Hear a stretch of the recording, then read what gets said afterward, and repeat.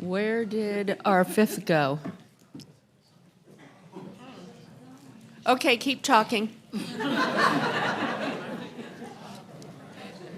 first meeting of the month's at 5. That third Monday is at 2 p.m. Okay. Do they have even public? They do have public comment, at least that first one. I'm not sure if the third one.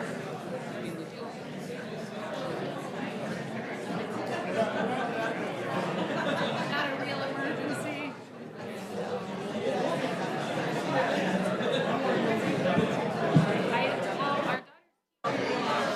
The first one's at 5 p.m. and the third Monday is at 2. No, but she's only had braces for a couple weeks, so she's like freaking out. Everything okay? Yeah. All right. I have braces with over bands.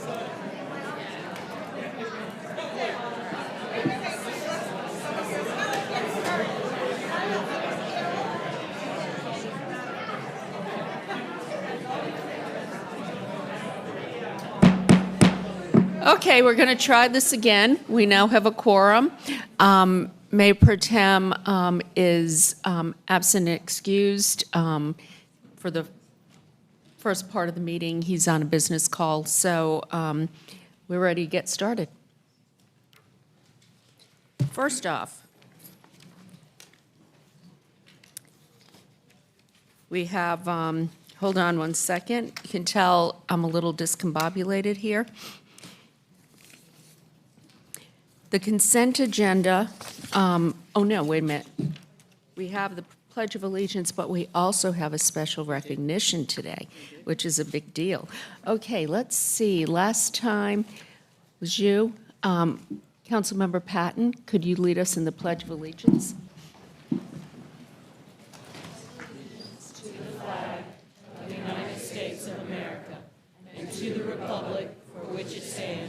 One nation, under God, indivisible, with liberty and justice for all.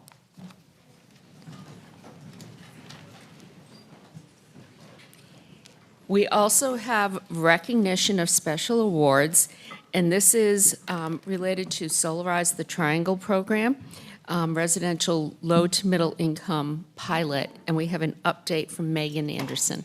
Thank you. Hello, Mayor and Council. Great to see you here today. Excited to share this with you. So Megan Anderson, head up sustainability for the city. So as part of the Solarize the Triangle program that you've heard about from us before and that many of you actually participated in as Raleigh residents, I'm really excited today to give you a brief update on the second phase of the program. So I've included quite a bit of detail in your agenda item that shares more details about the various phases and the successes and the metrics about the Solarize the Triangle program, including that Raleigh broke national records and won several awards for having the most community members sign up to participate in the program. We had over 2,000 folks around the Triangle sign up. It was amazing. Well, this update is a continuation on that same theme, that the really true stars of this work are our Raleigh residents and our many amazing community partners that participate in this with us. So I'm here today to talk about the second phase of the program, the pilot program we launched to provide free solar installations to residents' homes who are income qualified. So as council's aware, you appropriated $210,000 of American Rescue Plan Act ARPA funds for staff to create the first of its kind solar subsidy pilot program for Raleigh residents. This pilot program subsidizes solar for residents who may not otherwise have access to clean energy due to the high upfront investments needed. So city staff are working with many local community-based organizations who are assisting in identifying eligible homes and are also partnering on various affordable housing projects that will provide many quality of life and sustainability benefits to residents as well. Installations include solar rooftop and also limited home repairs to prepare homes for solar. So a couple of the goals for this program include increasing access to clean and affordable energy for all Raleigh residents. Another goal is to reduce residents' energy burden. Some residents pay up to 30% or more of their annual income on energy, and this issue is on the rise, so we're really excited to pilot this program. Another goal is to incorporate inclusive best practices, which includes targeted community outreach, minority participation, workforce development, engagement of local housing partners and developers, charitable projects, and exploration of alternative options for homes where rooftop solar is not feasible. And another goal is to think about improving resilience and emergency preparedness for Raleigh residents. So when we can pair solar and battery storage, we can also allow households to remain in their homes longer and more safely when the power goes out. So the real star of the show today, as I mentioned, are our amazing Raleigh residents. And I'm very lucky that we have one with us today, one of these stars, Miss Wanda Statham, who is here in the audience. She's with us today. And not only has she just been really an amazing person to work with all around and a great person to know, she's been really gracious and let Communications, who we partner with on this video, come into her home and shoot this video to talk about the program. And I really couldn't ask for a better community advocate to cheerlead us for this program as well. So thank you, Miss Wanda. And she was feeling a little under the weather today and still made it today. So she's a really good cheerleader for us. So with that, would love to play the video for you. Every time Wanda Statham flips a switch in her house, she thinks about all the money she's saving. It means a lot to me to have the solar panel. Number one, I'm going to be saving on my utility bill about 30% every month. It's going to be about $800 a year. As a longtime Raleigh resident, Statham jumped at the chance to be a part of this pilot program spearheaded by the city's sustainability office. They came out, they were installed, they were here for maybe about 2 hours. I was like, this is truly amazing. This is one of those really high impact programs where we can make a big difference, not only on greenhouse gas reduction, but also on equity, making sure everybody has access to these things. Sustainability Director Megan Anderson is leading the charge on the city's climate action plan that aims to reduce greenhouse gas emissions 80% by 2050. Anderson understands the value of a program like this. It targets residents on a fixed income, comes at no cost to the homeowner, and increases access to clean energy for more people in Raleigh. Your bills are lower, you're able to afford other things that you need. So there's a lot of reasons why this is a really high impact program and really important to the community. I think it's awesome for the city of Raleigh to come in and offer a program like this, but I'm excited, I'm elated, yes.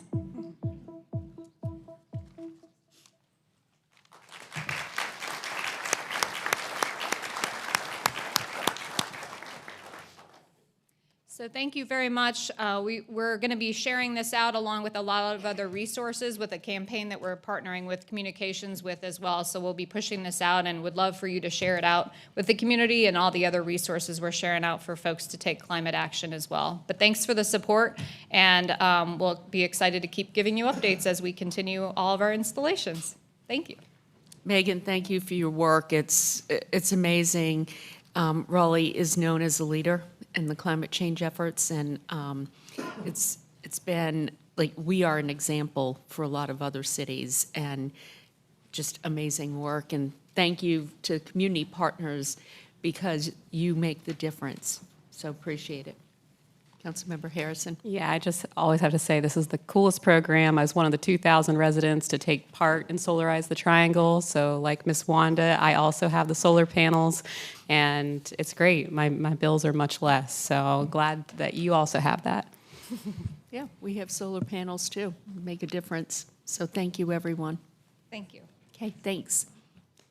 Okay, next we have our consent agenda. J1, the Inglewood Lane Sidewalk Installation Petition Project has been resolved and has been administratively pulled. So it's the remaining consent agenda. Could I have a motion? Move to. Second. All in favor? Aye. Okay, that was unanimous. Thank you. Next, we have public comment. If we could get the list of speakers up, please.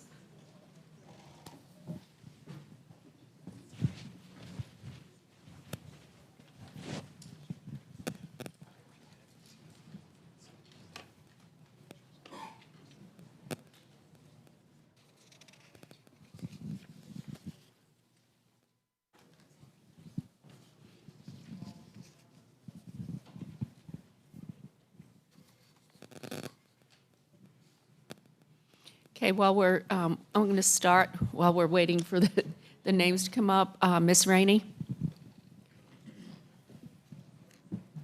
Good evening to the council. I'm here to speak about the library bond. I do not support moving Richard B. Harrison up to the DMV. And I don't know why that's such a secret, and it shouldn't be. Corey and I have had this discussion on moving Richard B. Harrison to the DMV, and I told him absolutely not. It is unacceptable.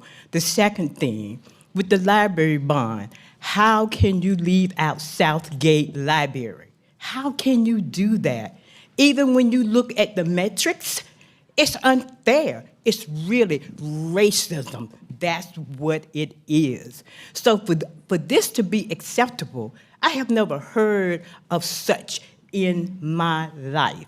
So I am here to say no to moving Richard B. Harrison to the DMV, Corey. That is unacceptable, and I hope you get the message. I'm also here to say we need Thank to you, rebuild Ms. Rainey, your time Southgate is up. Library. You might want to look at the work session we had today. The county was here talking about the library bond. Okay. Thank you. All right, we have the next folks, if we could start lining up. Speaker number 2, 3, 4, and 5, please. And if you could start lining up, I would appreciate it. Thank you.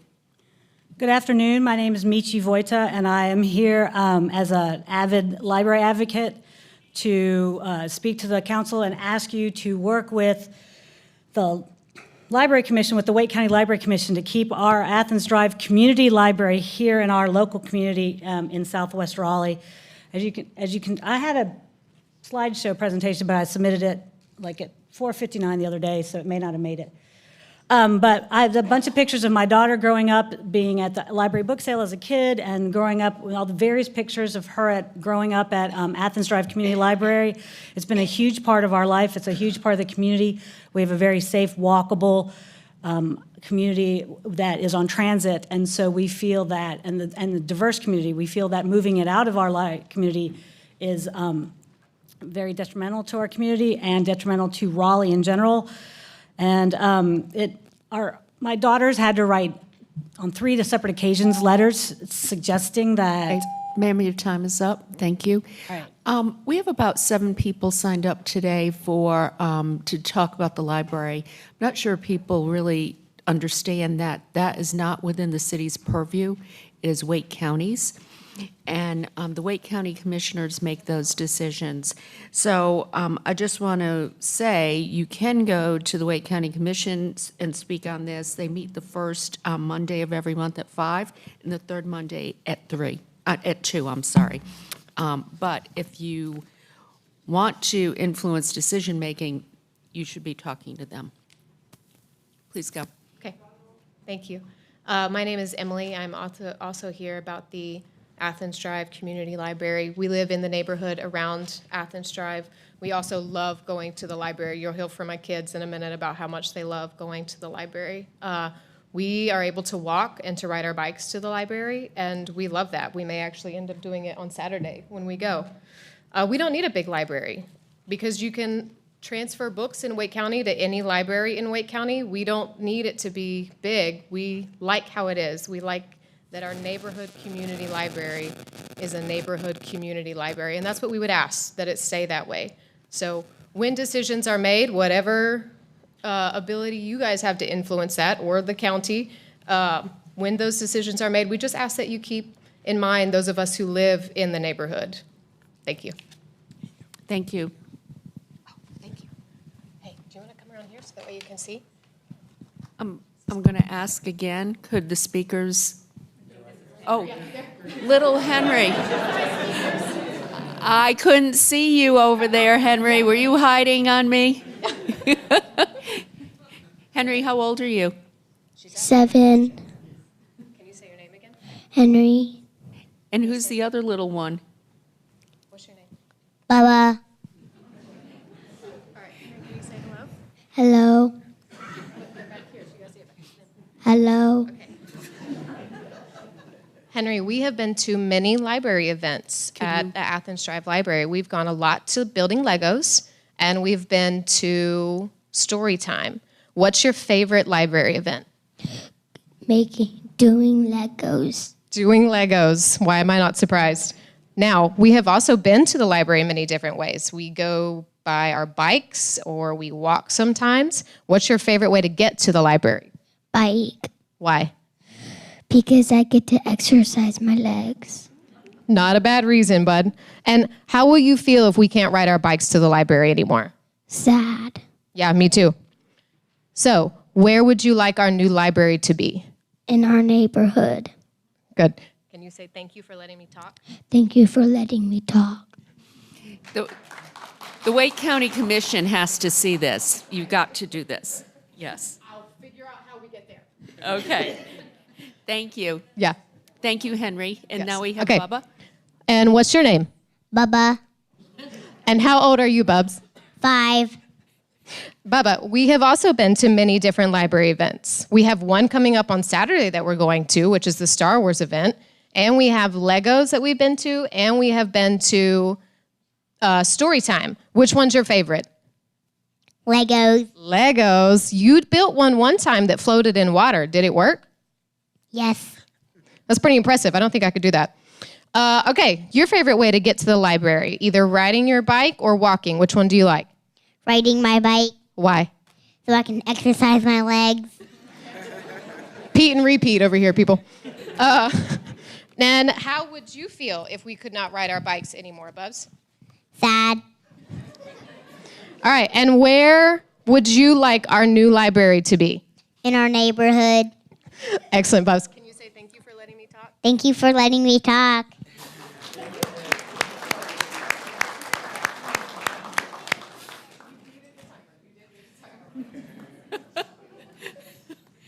Too cute. Thank you for being here today.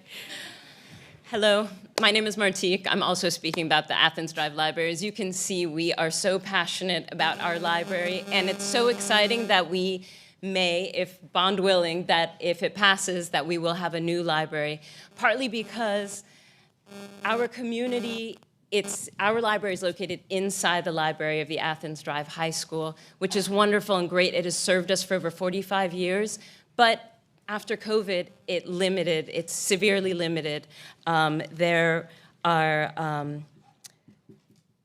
It opens at 4 p.m. during the weekdays. There are no daytime activities because of that. So as parents or people who are at home during the day, adults, we don't have those services. There are less computers and limited Wi-Fi. Our community is dynamic, diverse, and growing.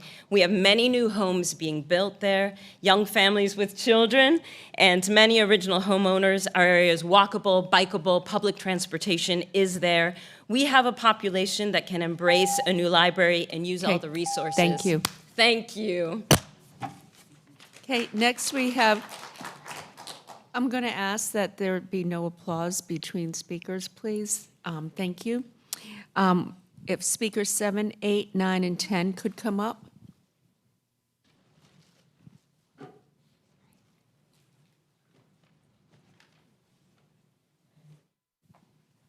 Is Speaker 7 here? Okay.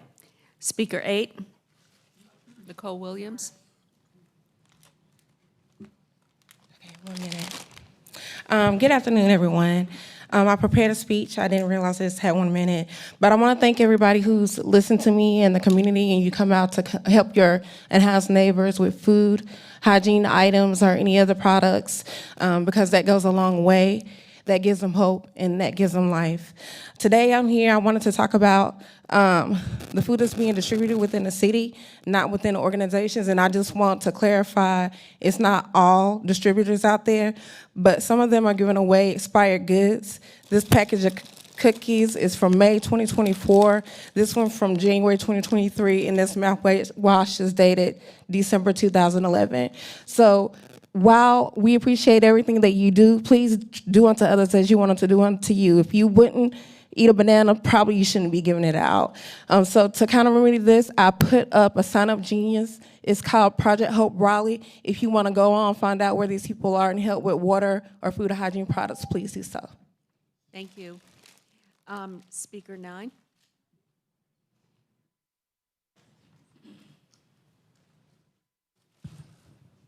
Do we have the visuals available that we submitted? It was a late submission, he just said. Okay, it was Friday by 5. It's a late submission. The deadline is 5 o'clock. 4 o'clock, right? It was, I thought it was posted for 5, so sorry, but I did get it before then.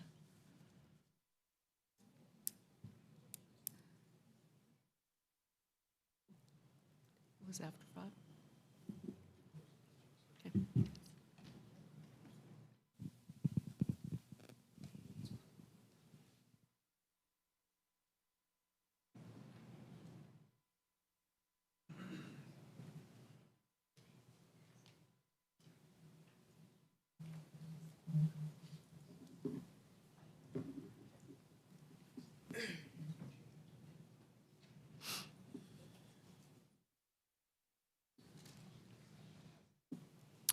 Thank you for your patience as we research this.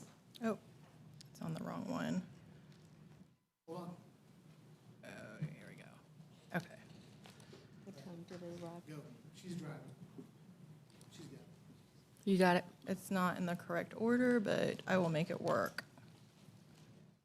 Here we go. Hello, I'm Ann Sun, and I'm one of 87 homeowners being sued by a builder in Woodcrest. This lawsuit is made possible by the City Council, which allows major developments without neighborhood input or process and rezone the missing middle without providing protections in established neighborhoods. The rezoning ignores scale, proportion, and parking. As you can see, our neighborhood is going to be dwarfed by these 12 41-foot tall townhomes that are 2.5 times taller than on the 18 houses on my street. Members of the City Council have acknowledged this project is an unintended side effect, a mistake, inappropriate, does not belong in the middle of the street, and some have commented they too would not want to live beside something so large and dense. We are being forced to live with the City Council mistake, inappropriate density without consideration of existing homes and families. 12 is too many, 41 feet is too tall. Why is there nothing in between? These townhomes will serve as a constant reminder when the City Council thank failed you. us. Please modify it. Thank you. Next, Speaker 10. Yeah, that was mine, actually, that picture. Daniel McCoy, thank you. So, there it goes. This is my future. I live directly across the street from this proposed development on Barksdale Drive. You might have seen it in the News and Observer. They did a great article, Chantal, on explaining what is happening to our neighborhood. We're not asking for a lot. A lot of the people on our street believe in density, believe change in Raleigh. But what is happening, and as you see the density of sitting next to a house on the right, sitting next to a house on the left, it's 41 feet high, and there is no controls by the planning department to implement or have any control over fitting within the character of the neighborhood, character with a capital C in that instance. What we're asking is City Council to urgently consider and propose infill compatibility standards for the frequent transit option. There is none today. So this could happen in your neighborhood, it's happening in my neighborhood, and I think anyone can see that that's not really the best solution for Raleigh neighborhoods and the historic areas that we live in. I thank you for your time. I thank you for coming out and talking to us on our street, but please do this urgently. Thank you.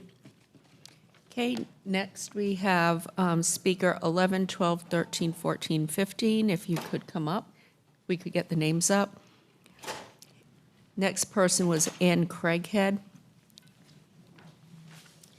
Hi, my name is Ann Craighead. I live in an NCOD protected neighborhood, Royling Acres, and I'm going to steal what the prior two speakers also spoke about because our neighborhood is being terribly impacted by City Council's decisions to not put in protections for neighborhoods, established neighborhoods, or neighborhoods like mine that has supposedly an NCOD protection.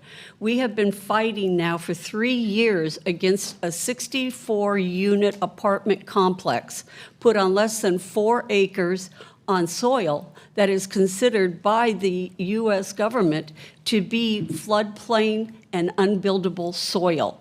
Right now, this developer, and let me tell you, planning approved his plans.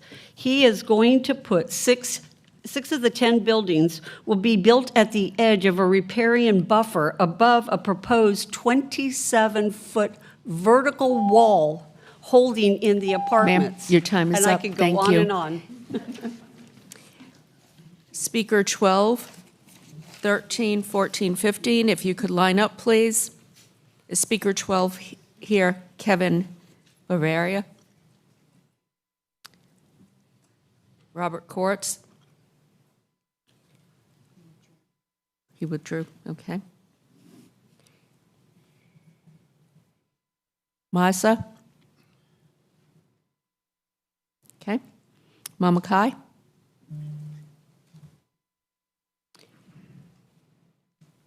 Okay, now we have 16, 17, 18, 19, 20. If you could line up, please.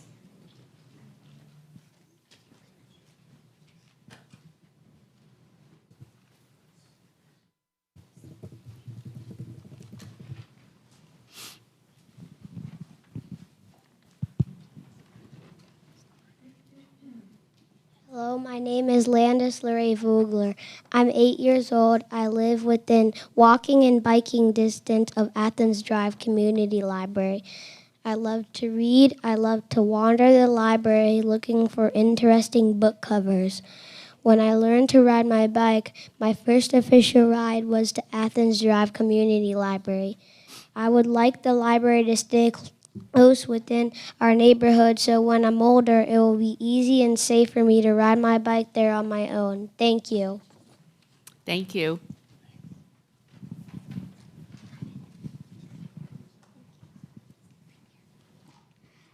Hi, my name is Selena. I'm 7 years old, and I love the Athens Drive Library. But right now it's moving. I am here because I don't want the library to move. Most people can walk there, ride a bike, and even drive. But for people who don't have a car, it's close, at least for me and lots of other people, like my neighbors. They have a path that leads to the library, but never mind that. I just mean that other places wouldn't be as convenient. Like you can't walk or bike to the library. Thank you. Thank you.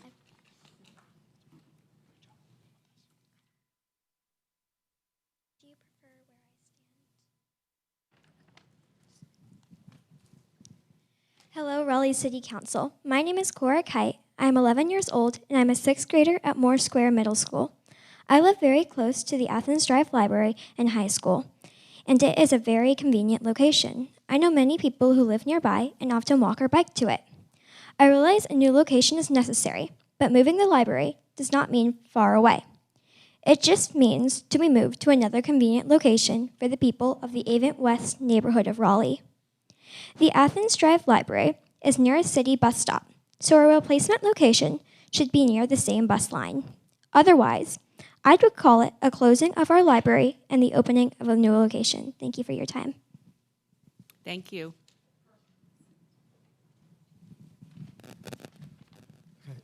I'm not going to be as compelling, as articulate as these children. They grew up at the Athens Drive Library, and I didn't. But I love our southwest corner of Raleigh and all the diversity we have economically, culturally, et cetera. The library is well positioned to serve a lot of people, a lot of different people well. The bond proposal talks about replacing the library, and I'm not sure exactly what that means. My girls and I have discussed about trying to figure out what would constitute replacing it versus relocating it versus closing it and opening a completely different location. I understand it can't stay inside the high school forever, but I don't know what the ideal solution would be. I do know that sometimes the easiest solution is not always the best or most equitable. Also don't fully understand the relationship between the county and the city government in this situation, but I have a suspicion it may take help from the city for the county to find a solution to this issue to help preserve the proximity and the character of our community library. So thank you for anything you can do that can help sort of preserve and make this possible. So thanks. Thank you. Danny, you really want to follow this? Do my best. All right, I'm Danny Rosen. I'm owner of Brand Fuel, a merchandising agency where this flag hangs proudly. At Brand Fuel, we build identities through symbolism. Communities are strong symbols that show great cohesion. This is what this movement is all about. Let's create a cohesive Raleigh with a stronger sense of belonging through progressive design. I polled 22 local creatives who all agreed this flag better represents Raleigh's past and future. Imagine it in amphitheaters, classrooms, and playgrounds, as ice sculptures and murals, on baby bibs and toothpicks at bench-warmer bagels. Imagine our mayor giving Stanley mugs to staff. I want to see it on Canes, Courage, and Little League players, flying behind planes over Western North Carolina and welcoming those in need to our city. I want this flag on my casket. I love it that much. Yes, we must focus on accessible housing and school safety, but now is the time to act to make this a second official flag of Raleigh. Thank you. Thank you. Speaker 21, 22, 23, also here for the city flag. Are you? If people could line up, that would be very helpful based on your number.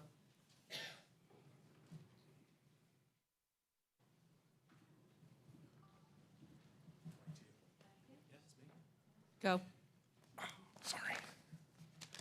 Hello, Council.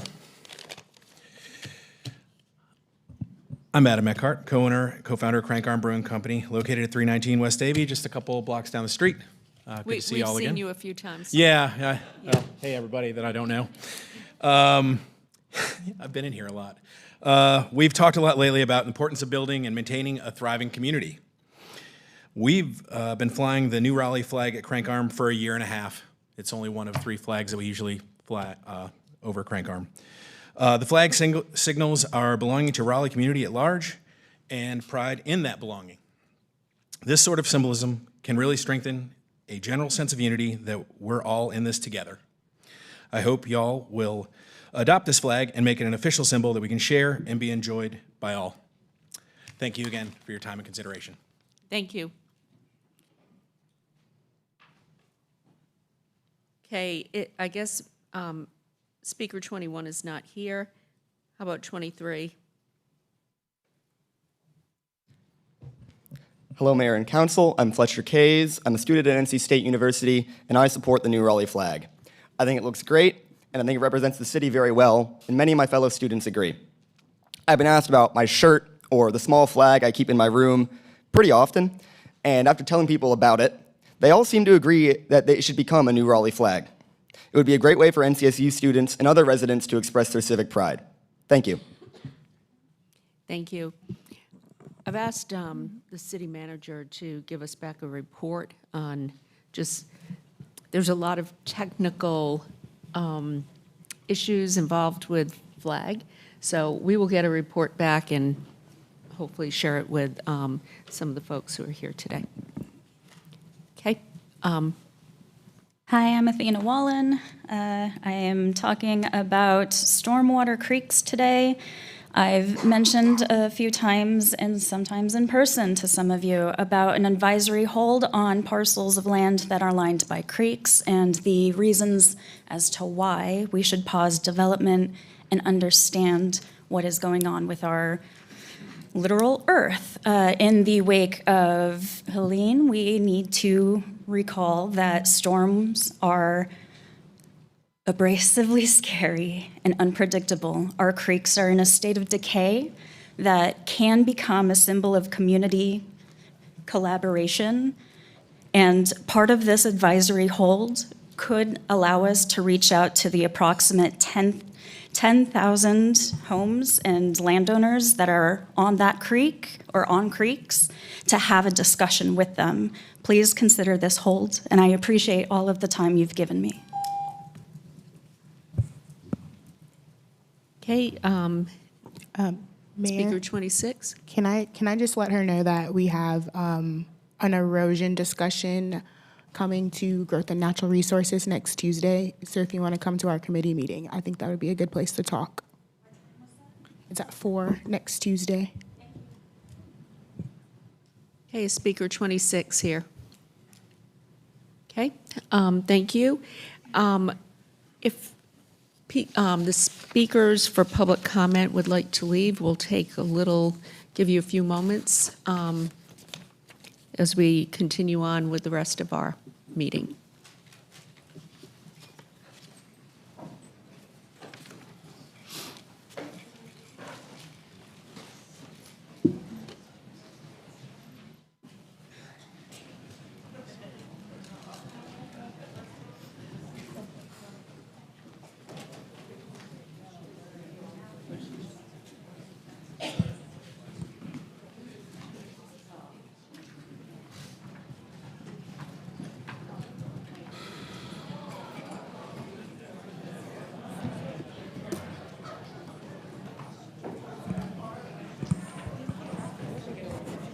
They're the ones making the decisions.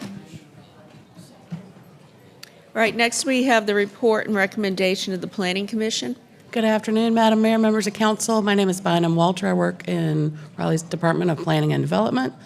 The report of the Planning Commission today, I'm not joined by Chair Miller. She sends her Yeah, regrets. just wait a minute, we can't hear you. Okay. Get the door closed.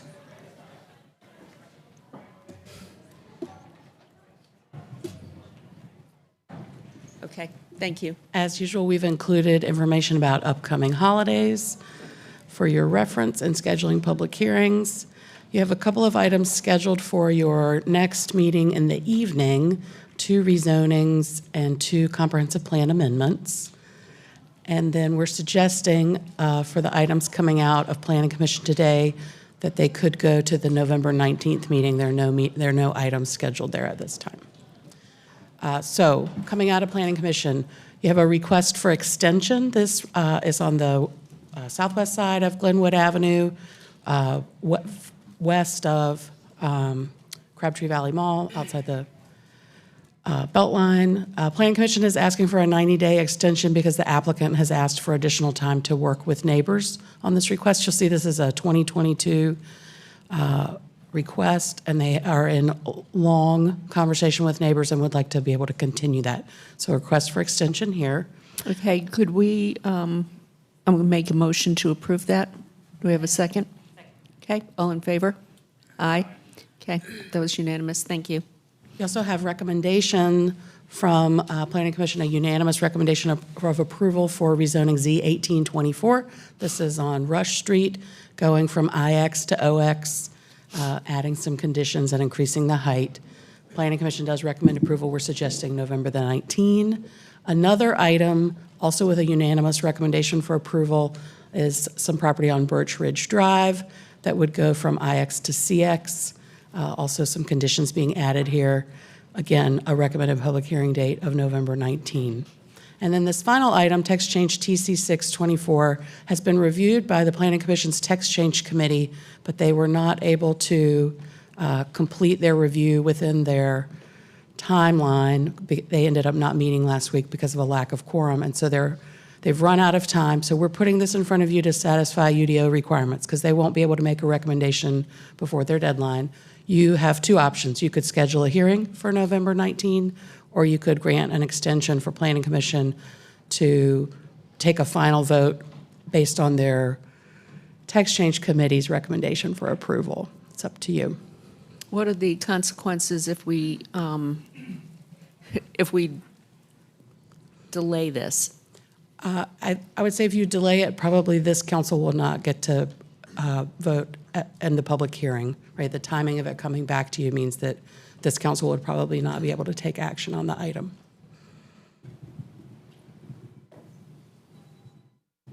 Okay. I'm going to go back to the 2 easy ones. Make a motion to schedule the 2 other items for public hearing on the 19th. Do we have a second? Okay, all in favor? Okay, that was unanimous. Any thoughts on this text change? I'd be in support of granting them their extension so that their full body can report out on it to us. Is that a motion? Yes, so moved. All in favor? All right, thank you. Can we say that was a 30-day extension? That's what they were asking for, or you were asking for, Move right? to grant the 30-day extension to Perfect. Planning Thank you. Commission. Thanks. Thank you. All right, next we have special items. This is related to appropriation from council contingency. Good afternoon, Council. My name is Michelle Millette, and I'm representing the City Manager's Office. I also have along with me the Budget Office if I need some support, since this is my first one. So, if you all recall, back in August, Mayor Pro Tem Milton requested $15,000 to support the history of the Die of the Oakwood event, and with this request, it would leave your balance of $120,026 in remaining balance for council contingency. I will now call for a vote.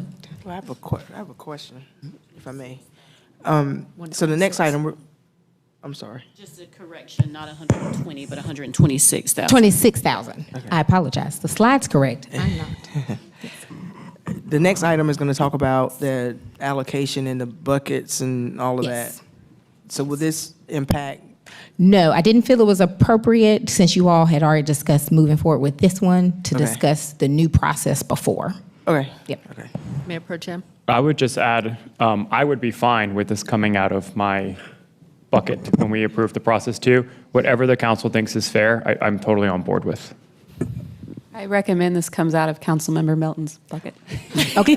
Well, Okay. If My bucket's that is your lighter. approach, then let's do the other haven't- presentation We haven't first. agreed on that yet, so let's So go that's why I back. think we should do the Can other we- presentation first to Go figure back. out that part out. That's fine. Okay. Sorry. No worries. We're flexible. That's why we do yoga. So, again, I am Michelle Millette with the City Manager's Office. I am here this time to talk to you all about council contingency changes and recommendations. So for this item, if you all recall, this was suggested by Councilmember Fort before your break to look at kind of council contingency recommendations and potentially changing your process.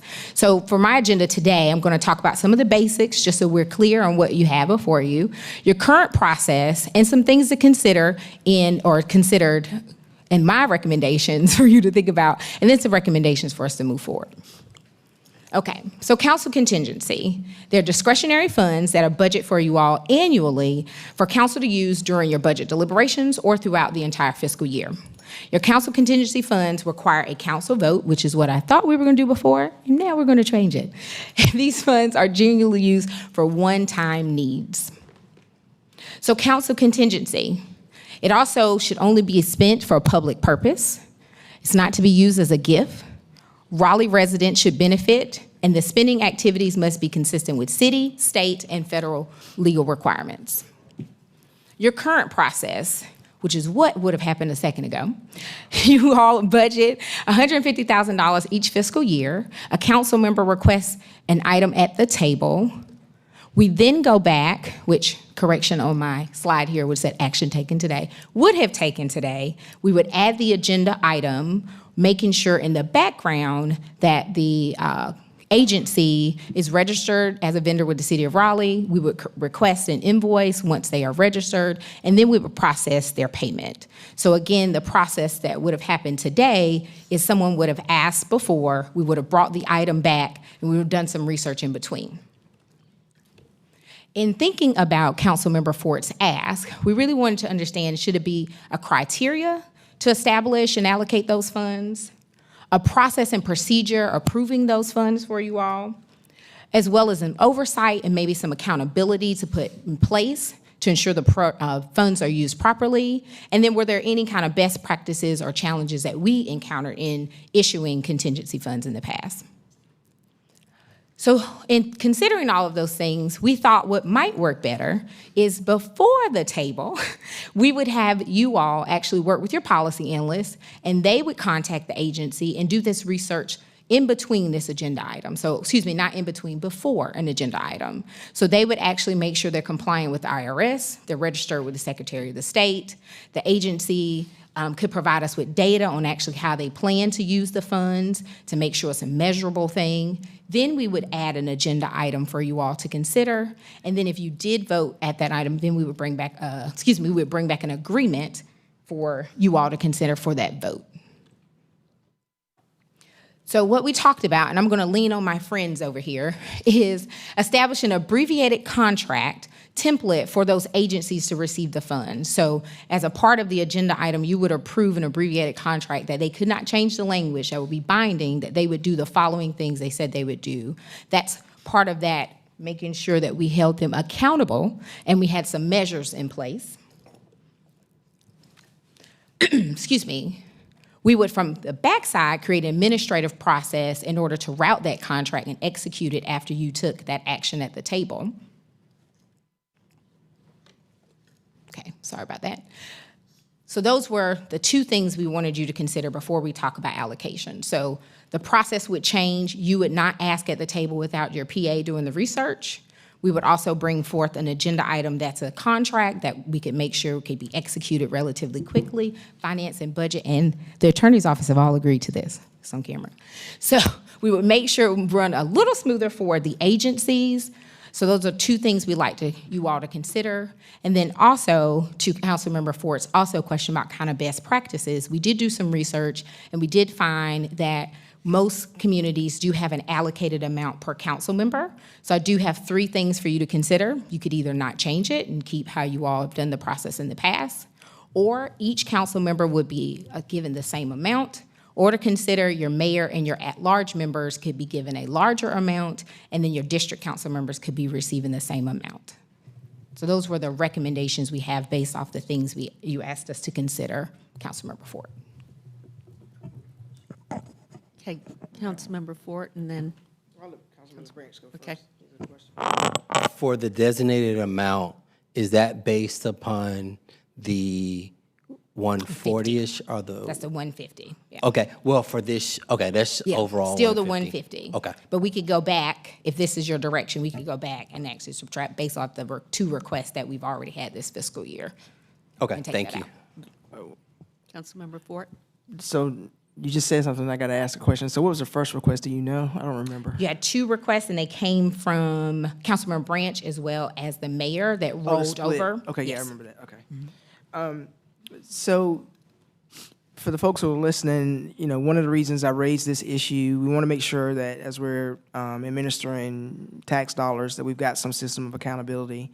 When we do the grant process through the Human Relations Commission, there's a different process that folks can have to go through. And so there are a lot of checks and balances in that program. But with this particular part that we do, there really weren't a lot of checks and balances, and started seeing some issues with some organizations in the community. So I thought this would be something that we needed to put in place. Of course, the first 2 seem pretty straightforward. As it relates to the designated amount, my recommendation would be that each council member get the same allocation across the board and not necessarily make a difference between the mayor and at-large members. And so that would be my recommendation, but certainly want to hear from other folks at the table. I would just say that a lot more requests come into the mayor's office just because. And that, I guess, though, if you looked at what I've brought forward, it's probably not crazy amount, but we do get a lot more requests. So what will have to happen in the future if we do each amount is you all have to figure out a way to work together to make sure that we cover these things.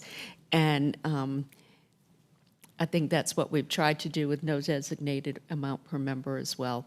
But certainly I see the need for accountability, and I think that was a good thing to bring up. I'm flexible on this. What's everybody else's thoughts? Councilmember Patton? Yeah, for sure. So I am in support of this philosophically. I do think we receive a wide range of requests. Sometimes someone wants to host a volleyball tournament. Sometimes people want to do a pilot program so they can go on to receive grant funding from the city in a more sustainable way. And we've seen, just a really broad spectrum. I think what you've offered to us here gives a lot of room to receive those that range of things that people request from us. And I would just say, like, I would just flag if we move through the process and we start to realize, oh, it's a little bit more constrained than, and we're leaving some types of opportunities on the table, maybe bring it back to us for further like reflection and refinement. But I'm happy to, happy to begin this. It seems flexible enough as we are seeing it now. I would support the same amount per council member. I think that we already work with our colleagues often, and this would be no different to say, well, I've spent my bucket down, and now go shop with your fellow, another council member who represents you as well. So I think that's pretty manageable. And I would be open, however we want to, I would be open to taking all the requests that have already come in and counting them as like having preceded the process and taking what remains and splitting that 8 ways for the remainder of this fiscal year and then beginning again with that. And I will say, we will come back to you with the draft of what a contract will look like. So you'll have the opportunity, as well as the community and those agencies, understanding what they're going to sign up for. Yep. Okay, Councilmember Black. So Councilmember Fort, you asked for a process specifically around the accountability elements of it. Do you feel like it's hitting where it needs to hit, or is it just hitting more on the financial aspect of it?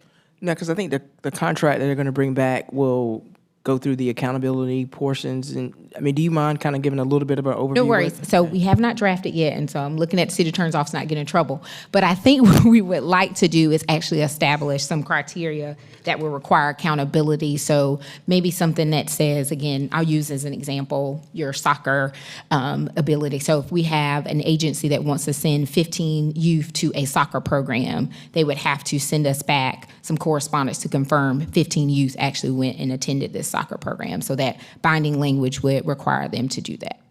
Okay.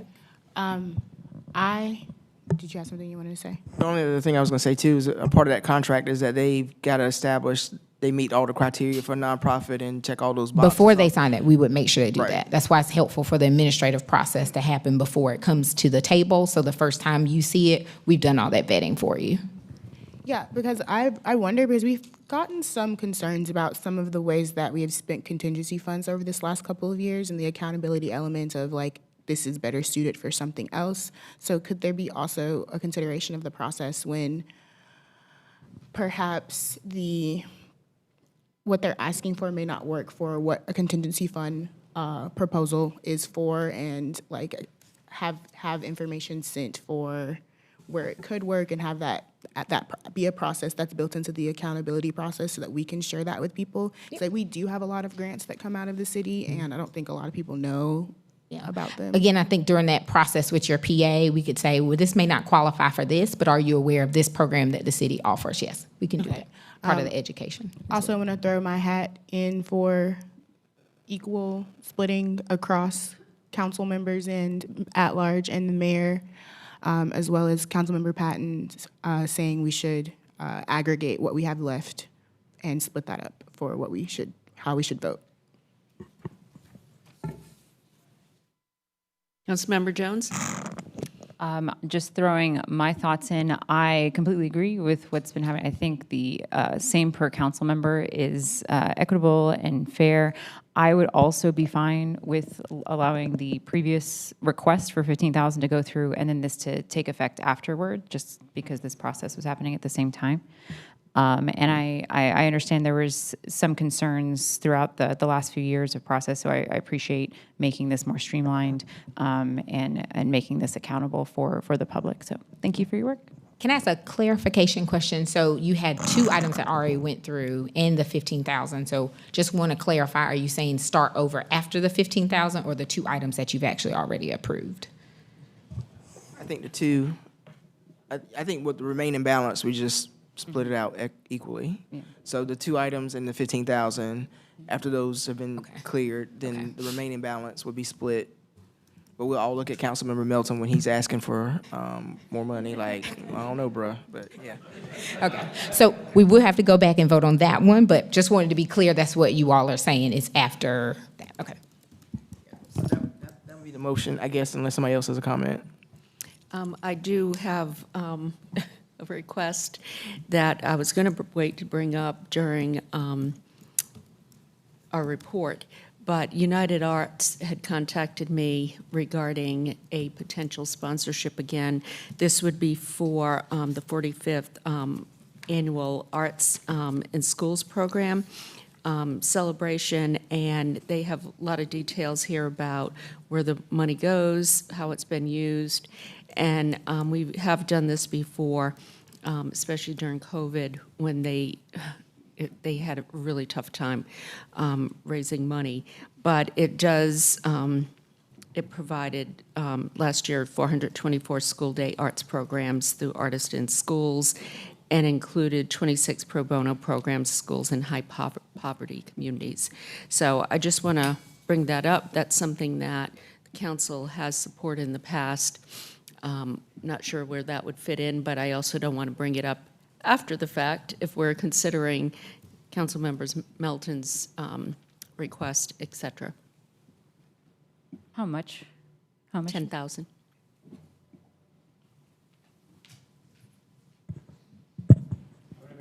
Easy.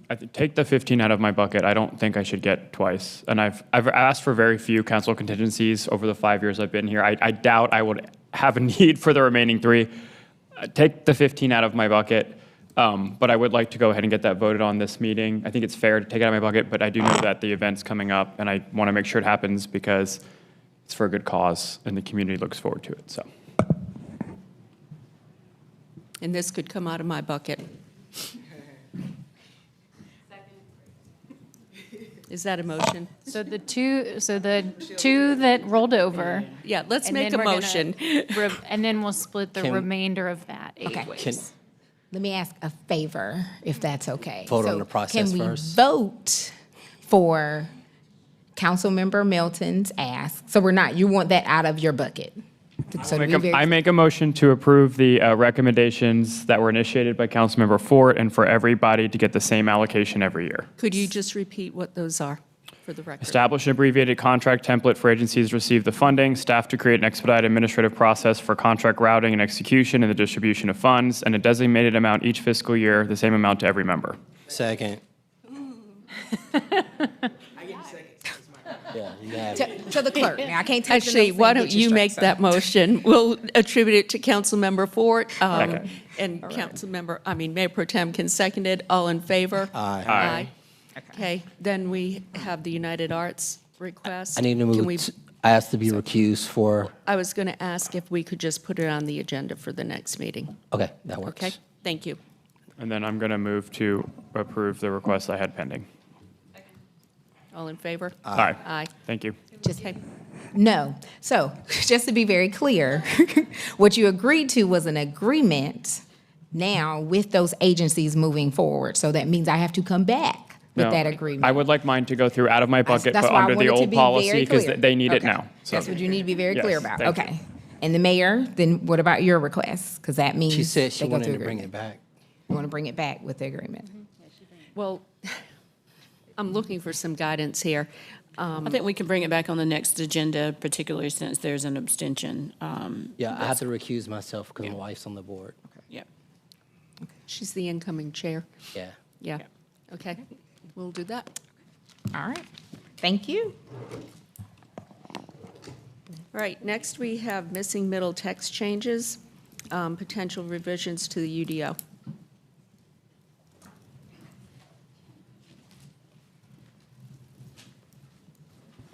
Good afternoon, Council. Pat Young with Planning and Development.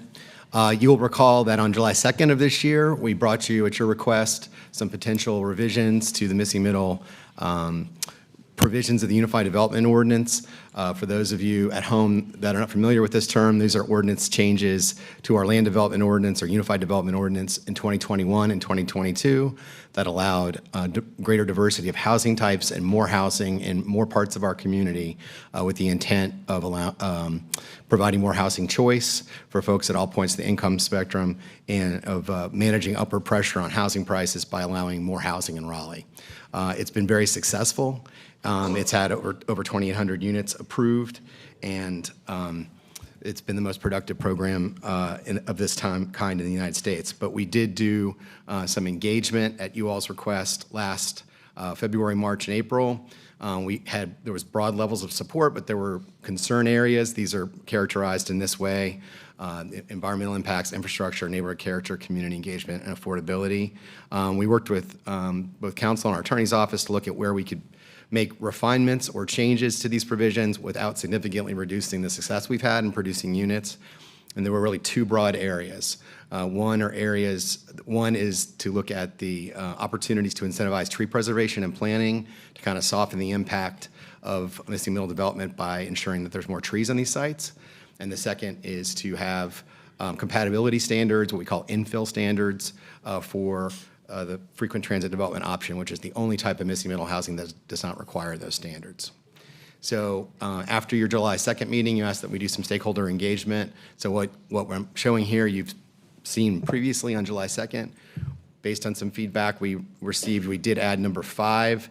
All of these items really focus on two things: applying the tree preservation standards more broadly, allowing more flexibility to builders and developers to replant rather than only preserve trees, and to adjust things like amenity areas and open space to save more trees.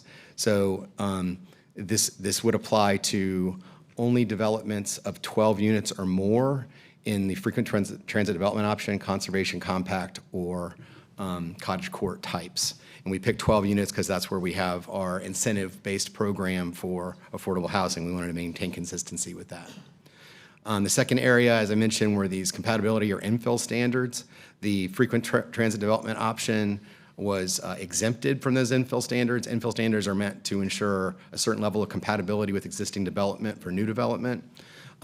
We felt like when this were originally adopted that needed to be exempted because that was hurting uptake in development of these. We were asked to develop some standards that we felt would still allow missing middle housing, but that would create greater compatibility with existing development. So these provisions that you see on the screen are our attempt to come up with a kind of specialized infill standard that preserves a high level of compatibility, but that does reduce the impact in terms of significantly different housing types.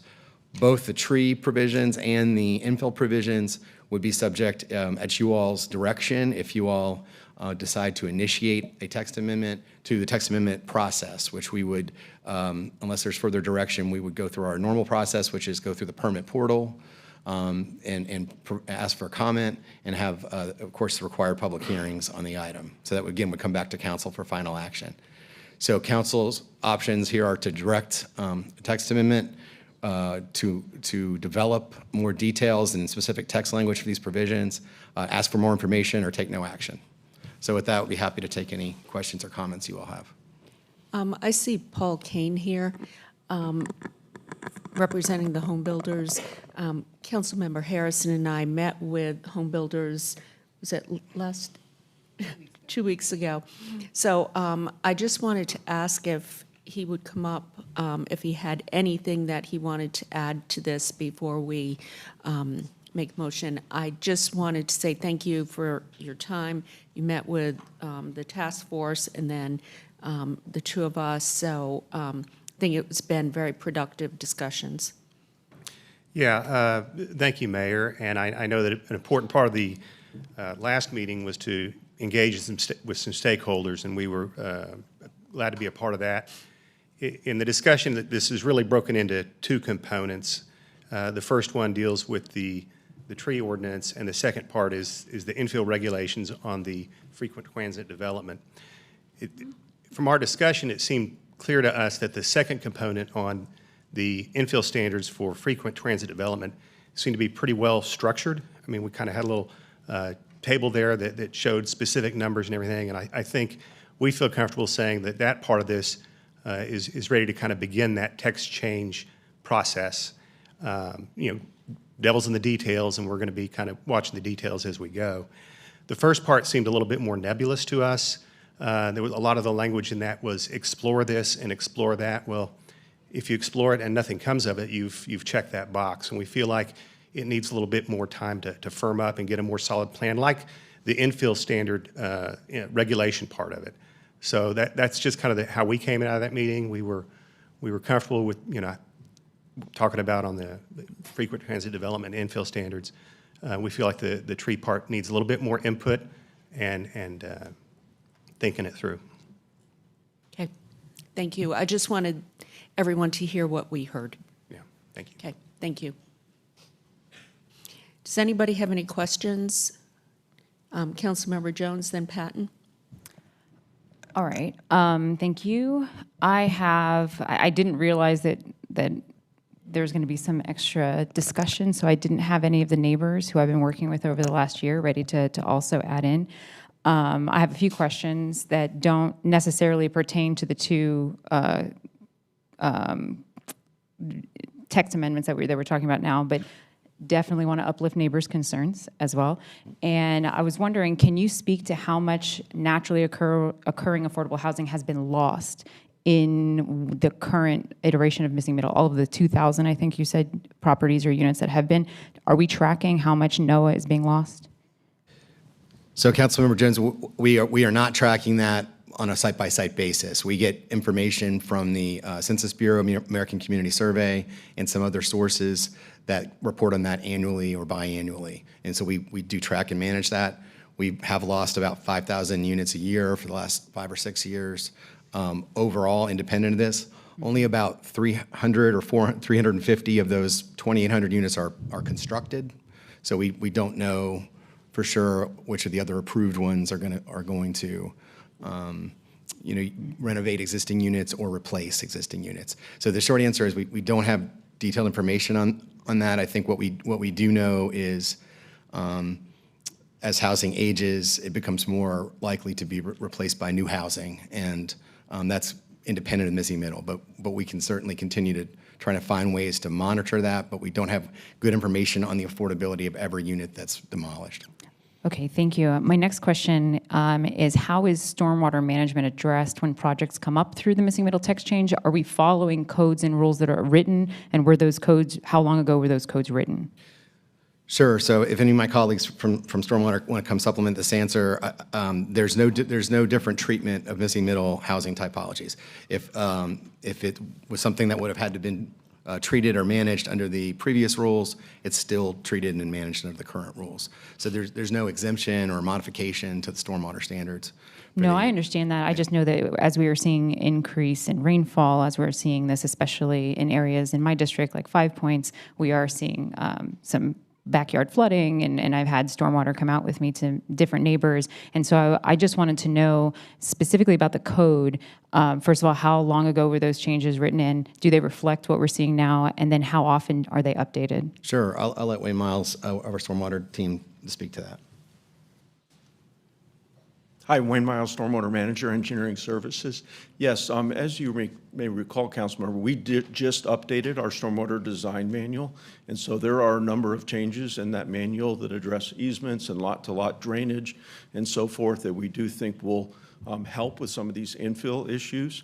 In terms of older development, you mentioned 5 Points. The main issue there is legacy development. Any development that was put in place prior to 2003 did not have any stormwater control requirements in the city of Raleigh.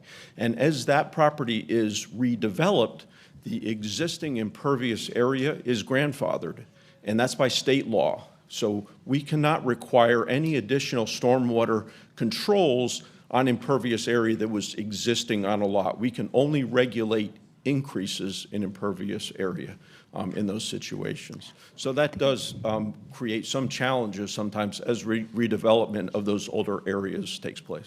Thank you so much for that response. I wanted to just clarify, when we did the design water manual just now, and correct me if I'm wrong, those codes hadn't changed in, what, 20 years?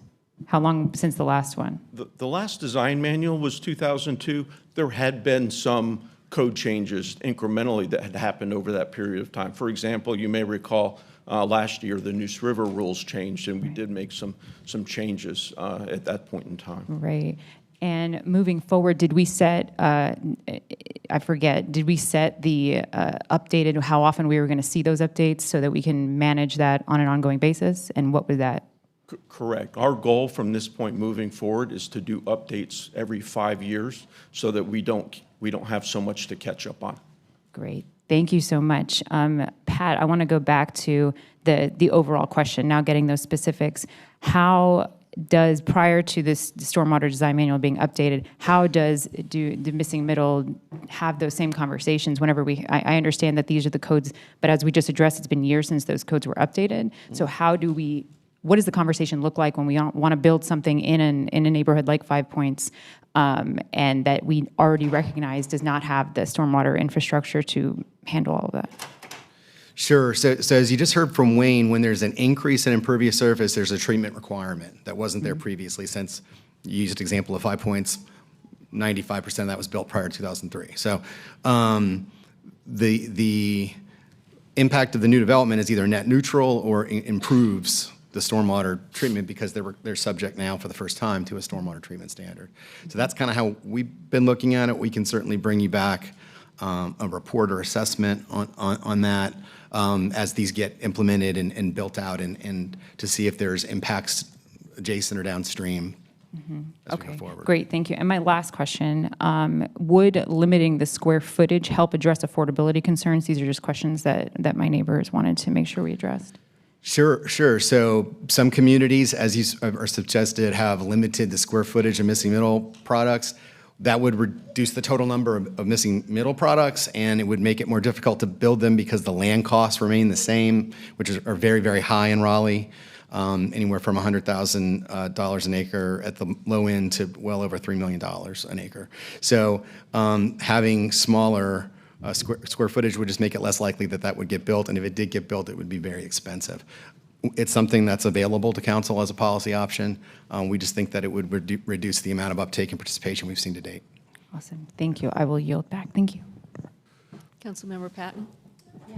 Hi, Pat. Thanks for bringing this. As we heard even today in public comments, we have residents across the city. These are not for you. These are just comments and not questions. Sorry, at ease. We have residents across the city who are seeing these projects pop up near them, and there are a spectrum of opinions on this, and we certainly hear all of them, but many of the residents that we have spoken with across the term are saying to us, it's not that we don't want new neighbors, it's not that we don't like townhomes, we don't care if the walls are attached or separate. We just want them to be a smidge closer to what's already here. And we heard that even in public comment today. And so the infill compatibility standards has been a priority of mine. Certainly would have been happy to legislate on this much earlier in the term, but there was pending litigation. So I also would have been happy to initiate this text change on July 2nd. Offered the professional courtesy of going through this summer for some additional conversations. It's too bad that it's taken this long, but at the appropriate time, I think these infill compatibility standards are a top priority for me. I think they are not a hatchet job to missing middle, and will still allow them to continue, but will bring greater comfort to the residents who are welcoming new neighbors to their own communities. And so at the appropriate time, I'll make the motion to initiate the text change for the infill compatibility standards. Mayor Pro Tem? I just wanted to add some comments also. I think it's important when we vote on something like this that does receive a lot of attention that we're transparent in our thought process. I want to say that neighborhoods are going to grow and change. Someone once said to me, if you aren't growing and changing, you're dying. And I think that is applicable to a city like Raleigh, where folks are going to continue moving here. And we have to make more space for people. I think the most sustainable way to grow is to allow more space in our existing neighborhoods where people already want to live, closer to amenities and retail and employment. The alternative growth model is we sprawl, and that makes us lose our tree canopy. It increases our tax burden because we're pushing people farther away from what they need. We cannot stop folks from buying a property and redeveloping it. But we can encourage folks when they are redeveloping in an existing neighborhood to redevelop in a way that provides a bit more density, to provide homes for more individuals or families, which will help reduce pressure and over time stabilize and reduce costs. What I don't think I appreciated at the time, though, is that I do think it is important that we do have some standards for how these new developments that are providing greater density and more homes fit into the existing neighborhoods. I have sensed a great deal of pressure from the community about projects that they feel are out of scale. And I would like to see this project, which has been described as one of the most successful in the country, continue in perpetuity. And to do that, I do think we need to make a few adjustments to bring the temperature down. I would not have supported any adjustments that would have substantially reduced the uptake of missing middle projects or taken us so far off course that there would be no more of these projects. This is something I care about deeply. I think our planning staff, particularly our planning director, has essentially threaded the needle here for us and come up with some infill standards that will provide predictability to residents, take some tension down, but not substantially alter the uptake of our program. I don't know how he did it, but he did. And I am appreciative of everyone who has engaged with us in this process, the community, the neighbors, the home builders who supply the housing that we need for a growing city. I know that these changes won't satisfy everyone on either side, but I do think that they are a reasonable way forward, and I'm going to support them and look forward to this process continuing to play out. Thank you. Councilmember Branch? Yeah, I definitely want to say thank you to our staff for the work and making these recommendations for these modifications. Definitely, I do personally feel that there were some unintended consequences that were made by things that, weren't probably properly set up in the beginning, but we're here. And, I know it was kind of rough and bumpy, and I know there are some cases that are at a point where this will not fix it. But going forward, we will definitely make sure that we do not cause some of those unintended consequences again, as some quoted me saying when I met with the residents earlier. So I just want to, again, thank everyone who played a part and also bringing things attention to light on this as we move forward, and I look forward to supporting these modifications. Councilmember Harrison? Let's see. Thanks, Pat, for bringing these to us. And I want to just thank council members for being part of this conversation. It's been a long haul in this term, and these are complicated issues, and I appreciate our residents providing copious feedback about these changes to our city and telling us what you see and what you need. From my perspective, neighborhood transitions, scale, and context matter to our residents. With missing middle, I'm glad to see more housing options like ADUs and townhomes, but I also want to ensure that our growth fits in with existing neighborhoods with consideration of heights and setbacks. So for that reason, I do support the infill standards text change and will second Councilmember Patton when she's ready. I also want to note, though, on the tree protections, that is huge. They are critical to reducing our urban heat islands, providing shade and wildlife habitat, preventing stabilization of stream banks, stormwater pollution, and flooding. We hear a lot from folks that live near creeks. We heard from an individual today where we're seeing a lot of destabilization of the soil as we are doing dense infill in the city. So we have to look at that, and we have to do everything we can to protect those vital water resources, because people can also be harmed if they are not maintained well. Now, I would ask for more specificity from planning on the final 3 items on the tree slide. So that was open space reprioritization, exploring reduction of amenity area requirement, and exploring reduction of reprioritization of primary tree conservation requirement. I would ask, Pat, that your team go back and come to council with this better defined. Exploring reduction could go a lot of ways. So if you can bring that back to us by January so that we can then move forward, that would be my request. And I think the consensus in our meeting, too, was to continue the conversations with the Home Builders Association, so we're getting their feedback along the way. And then when this does go to text change, that's when the full public process will start. So I just want to thank everybody for all the time that was put into this. And Councilmember Jones, you have one last thing? One last thing, there's just comments, it's not a question. I just want to say that missing middle has had a large impact on housing since it was implemented a few years ago. People's primary investment is in their homes, and from the beginning, residents in District E have felt left out of the conversation.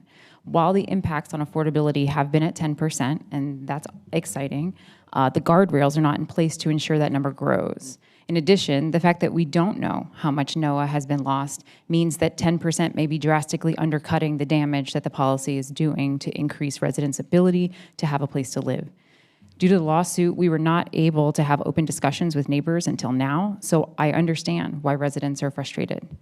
These proposed changes don't reflect the requests from residents and do not go far enough to help ease the concerns of those who worked on a list of recommendations to send to council in May of '23.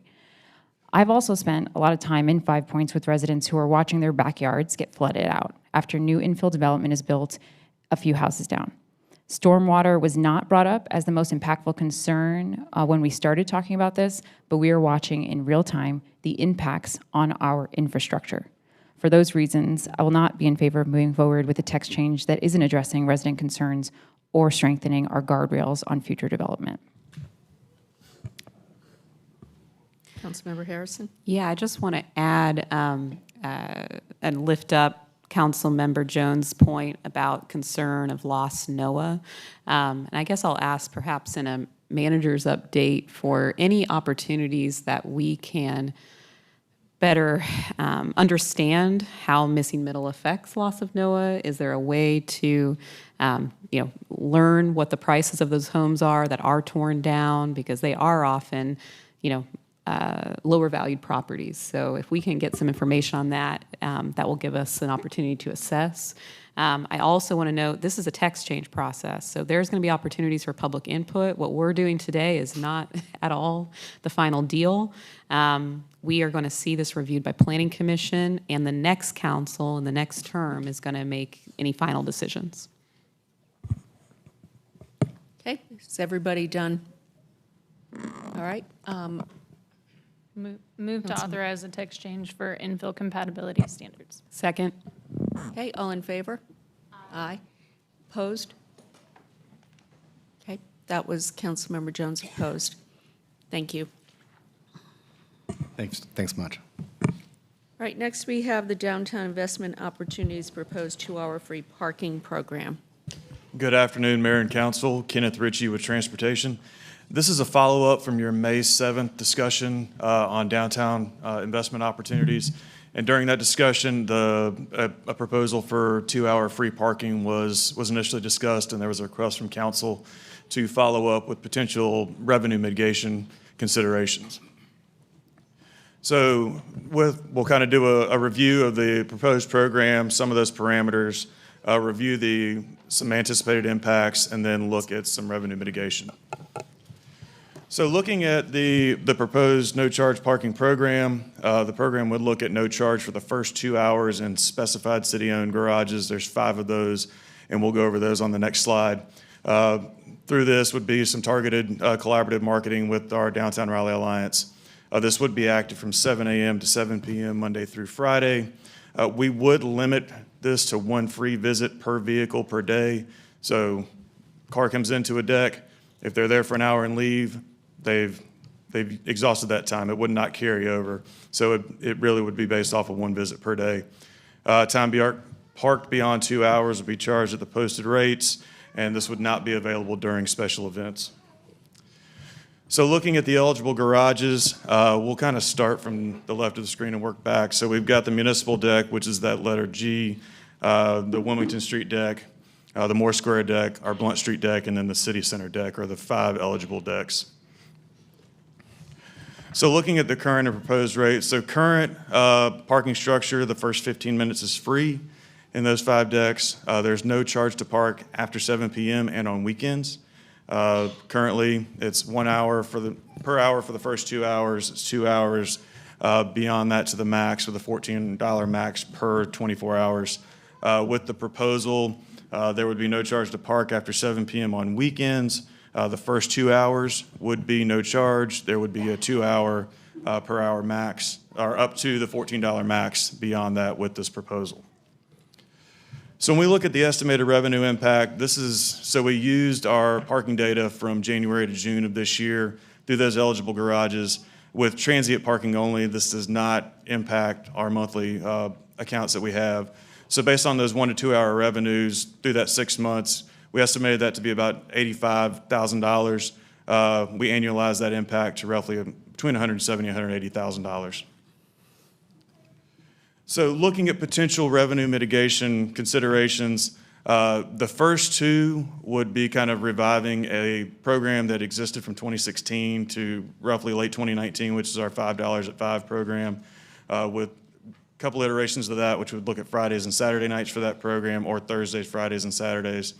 Another consideration would be extending the paid hours. Today it's 7 a.m. to 7 p.m. This would look at extending that by 2 hours, so 7 a.m. to 9 p.m. Extending the paid days. So today is Monday through Friday. This would look at Monday through Saturday, or potential of looking at all of our rates holistically.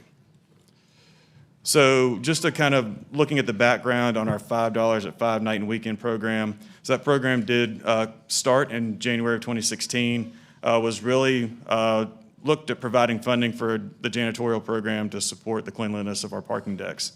It's a flat rate fee of $5 that was collected beginning at 5 p.m. on Friday and Saturdays.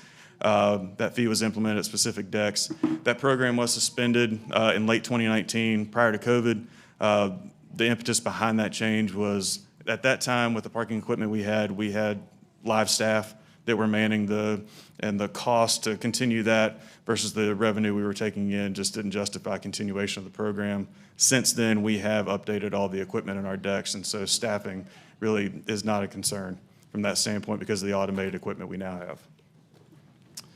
So when we look at our first option with the $5 at 5 night and weekend parking, this would look at Fridays and Saturdays. It would be good for all night parking. No staffing is required. With the projections, it does look to offset the revenue loss for the 2 hour, and it would look to partially offset the current janitorial program expense. These annualized projections are based off of, again, using the estimates we've got from January through June. We do have a reduction factor in there, anticipating that likely there would be some people that would make a different parking choice than if they had to pay versus having it free at nights today. So really, estimate of that is roughly about between $200,000 and $210,000 for Friday and Saturdays. The second option would add Thursdays to that consideration. That changes the number to between $240,000, $250,000 in estimated revenue. The third consideration, extension of the paid hours. So this, again, is adding 2 hours to that 7 a.m. to 7 p.m. That hour, it would be at the regular hourly charge. And the calculation of this revenue estimate is based off just that additional 2 hours. So that's not the all 7 a.m. to 9 p.m. That would add about $62,000 of estimated revenue with a 2 hour extension. If we look to extend the days and include Saturday, on Saturdays, that the charge would apply from 7 a.m. to midnight at that hourly charge. It would not fully offset the estimated $170,000, but we're estimating somewhere at about $150,000 of revenue with the additional day. And then a fifth consideration would be looking holistically at our rates, and staff could bring this back as part of the deliberations and considerations for the FY26 budget with options. And so this is just a summary again of those options so that council has them for reference, and certainly we're happy to take any questions. Okay. Any questions on this? Councilmember Patton? Hi. Can you remind me when nights and weekends are free, beginning at what time currently? So starting at 7 p.m., nights and weekends are free. Got it. And so in the considerations you've offered us, a couple of these options don't fully make up the delta that you anticipate, right? Some of these they fall short. So in those situations, like the extended paid hours, that you would also be looking at rate increases in tandem with those ones? So I guess that would be at the direction of the council. Ultimately, we're not recouping all the cost as it relates to parking today. So certainly, but you're correct, that does not offset the projected revenue loss of those 2 hours.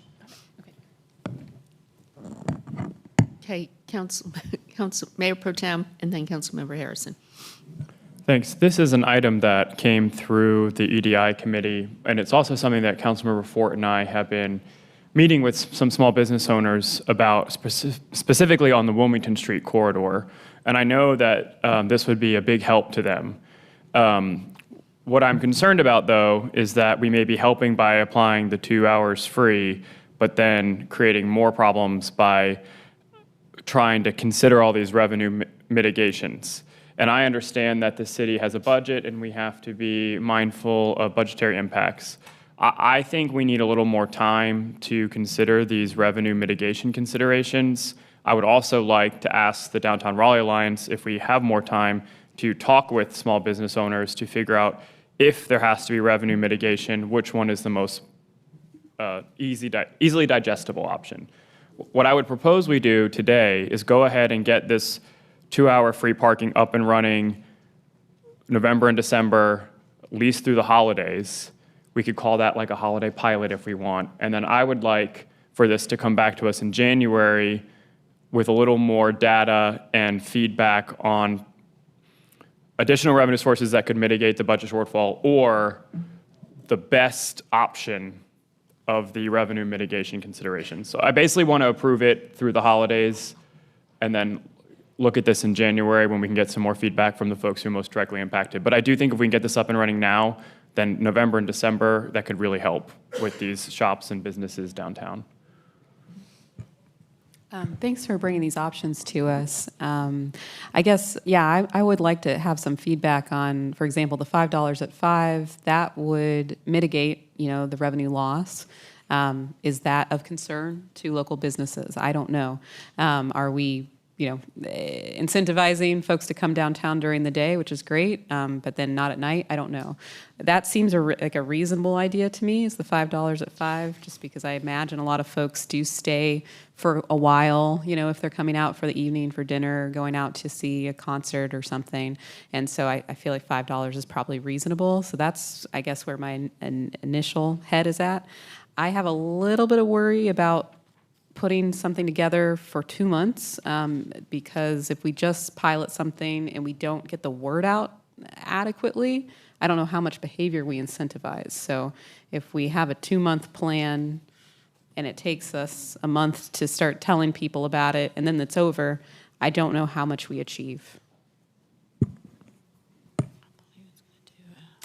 Councilmember Branch? Yeah, thank you for the information, and I definitely would like some time to figure out, which program is impactful, but also some information on the private decks. What are they charging?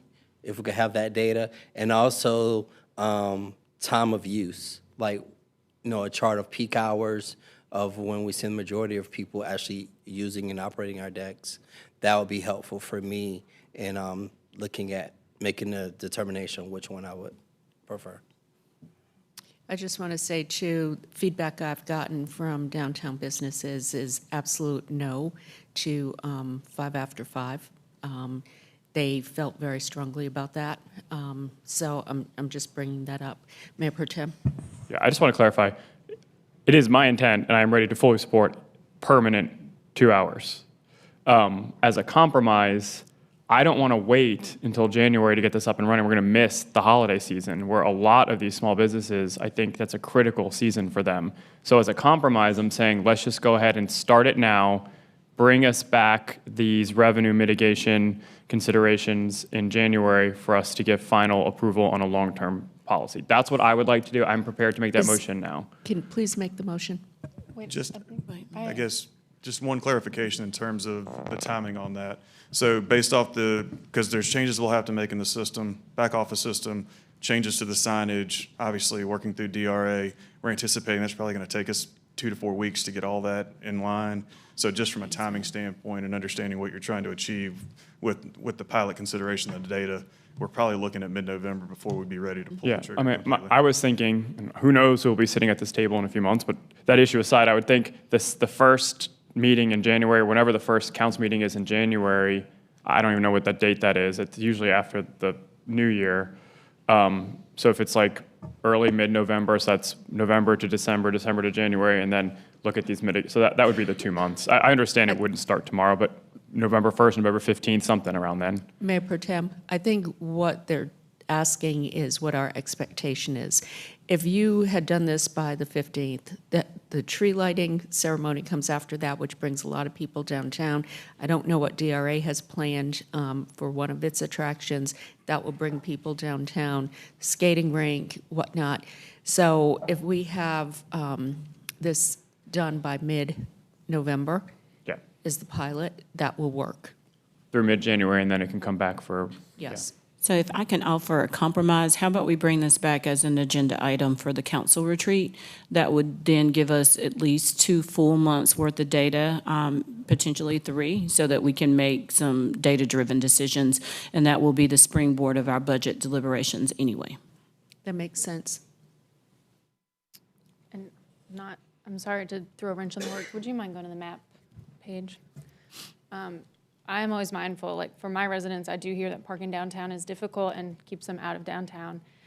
I wonder, seeing that there's 3 city-owned decks that would not be included, then we have the municipal deck on one side, and then 4 in a row. I wonder if it makes most logical sense for easy, clear, understandable communication to residents. The Wilmington deck streets, or the Wilmington Street decks are free for the holidays, like free for 2-hour free for the holidays, and we put the municipal deck in the knot, and then it's just kind of like everything east of the Capitol is operating as normal. And I wonder, just for clarity, since it's a pilot and it's short-lived, would that? I think that a lot of people are used to parking in the municipal deck. And it's also, that would encourage people to go to the warehouse district and other areas. If you are doing just Wilmington Street, there's no choices. I would recommend that we stick with that, but we make it very clear. Where's Robin? Well, how we communicate becomes really important, and where this information is placed becomes really important. So I would just say, let's make sure that we are upping it a notch when it comes to how we're communicating with the public. So for clarity, are you clear, Kenneth? Yes, I'm Okay. clear. So we're still going to look at all 5 decks, and we'll just work on the messaging to make sure it's very clear that all 5 of those are part of the program. Yes. And then we'll bring the item back as a deliverable at the council planning retreat. Noted. So what motion am I making now? All right, so we're going to implement this 2-hour free parking. from mid-November until the next council retreat, to go ahead and get it up and running. And then the permanent program will be pending next council retreat and a discussion about these mitigation options. I do think it would be helpful if we coordinate with DRA. We should do a round of engagement with the business owners and see if we have to mitigate what is the most easily digestible one. Maybe it's the rate increase by a quarter, maybe better than the $5 thing. So that's my motion. Implement it now through the next council retreat, bring us back the mitigation options, run a round of engagement through DRA. So moved. Second. All in favor? Aye. Anyone opposed? Okay, thank you. Thank y'all. Clear as mud, all right. Clear as mud, yes. Okay, next we have the report and recommendation of the city manager. Folks, I just want to say this, when we get to the public hearing portion of this, if you all don't mind, I'm going to ask that we move the South Street part of the public hearing to the first item, and then the Wake rezoning will be second. That way we can start moving people out. I know you've been sitting for a long time, being patient, waiting for this to come up. And then we'll cover the rest. Whitney? Awesome. The first item today, Mayor and Council, is a consideration of a request to establish a social district in the Village District. So we have Whitney Schoenfield from the Office of Special Events here to present this item. Thank you, Madam Manager. Good afternoon, Mayor and members of council. Once again, I'm Whitney Schoenfeld with the Office of Special Events. Our office has overseen the implementation and operation of the city's first social district, Sip and Stroll Downtown. And like Madam Manager said, we're here today to present a request to create an additional social district within the Village District Shopping Center. And this request comes to us from Regency Centers, who owns, operates, and develops the Village District. So to kick things off, this slide just serves as a reminder to those who may be here or watching and asking themselves, what is a social district? So a social district is a designated outdoor area that's defined by state statute where alcoholic beverages can be consumed that are purchased from an ABC permittee who has a permit for on-premises consumption. So think of purchasing a drink from your favorite restaurant or bar, taking that beverage in a designated cup outdoors, and now you're sipping and strolling along the sidewalk along to your next destination. So state statute also allows municipalities to create more than one social district. So that's why we're here today to seek your guidance on whether or not we want to create the city's second social district. So just a bit of background on this topic coming before the council in the past. The North Carolina General Assembly created this law in 2021 and revised it in 2022. And it was really created for two primary reasons. You'll notice the date range here was amidst the COVID pandemic. So the first reason that this was created was to support local businesses by bringing people back downtown, and then to keep people safe and outdoors amidst the pandemic. So since the original legislation passed, you've heard from staff where we presented recommendations. We created a pilot social district downtown in August 2022, and then it was further expanded in August 2023. So to prepare for future requests of social districts, we created a business interest form online. So any business that is currently not within our downtown Sip and Stroll boundaries can submit that form to express their interest, and we would evaluate that each year. The other thing we did is we created a registration process for other parts of the city who wanted to create a social district, and that's what Regency Centers has done here today. So the Sip and Stroll name was created with the vision that more social districts may be requested. So what we're requesting today is to essentially create Sip and Stroll Village District to accompany Sip and Stroll Downtown. So this is a map of the proposed boundaries that Regency Centers has submitted. And I do want to point out that while much of this is contained to private property, the reason why it's coming to council is because it crosses city streets. So if you think of Fenton and Cary or North Hills, those are actually called common area entertainment permits, where the alcohol is contained to private property. But because Village District encompasses crossing city streets, that's why a social district applies here. So this map does include several businesses, shops, restaurants. It also includes Goodnight's Comedy Club, all destinations people are walking to and from. And any business within these boundaries could also have the option to opt out if they choose not to participate in the social district. So Regency Centers has actively engaged with all of their tenants and bordering properties. Feedback for the proposed social district has been positive.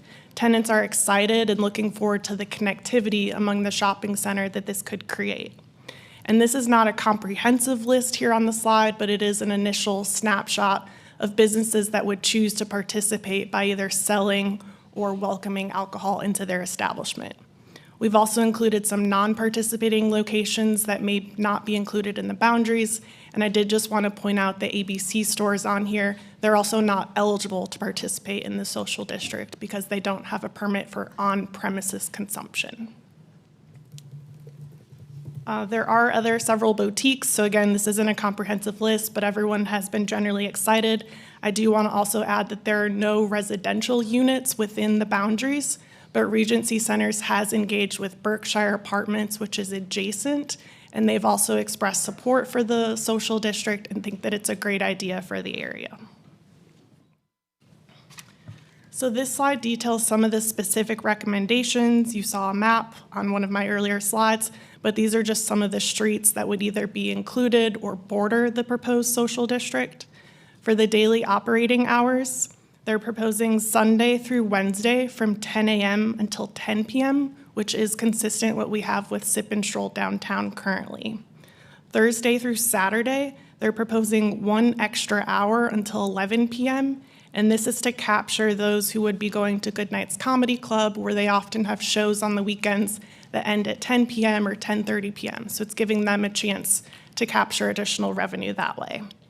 Regency Centers already has on-site security 24 hours a day, and they would obviously continue that if this were approved.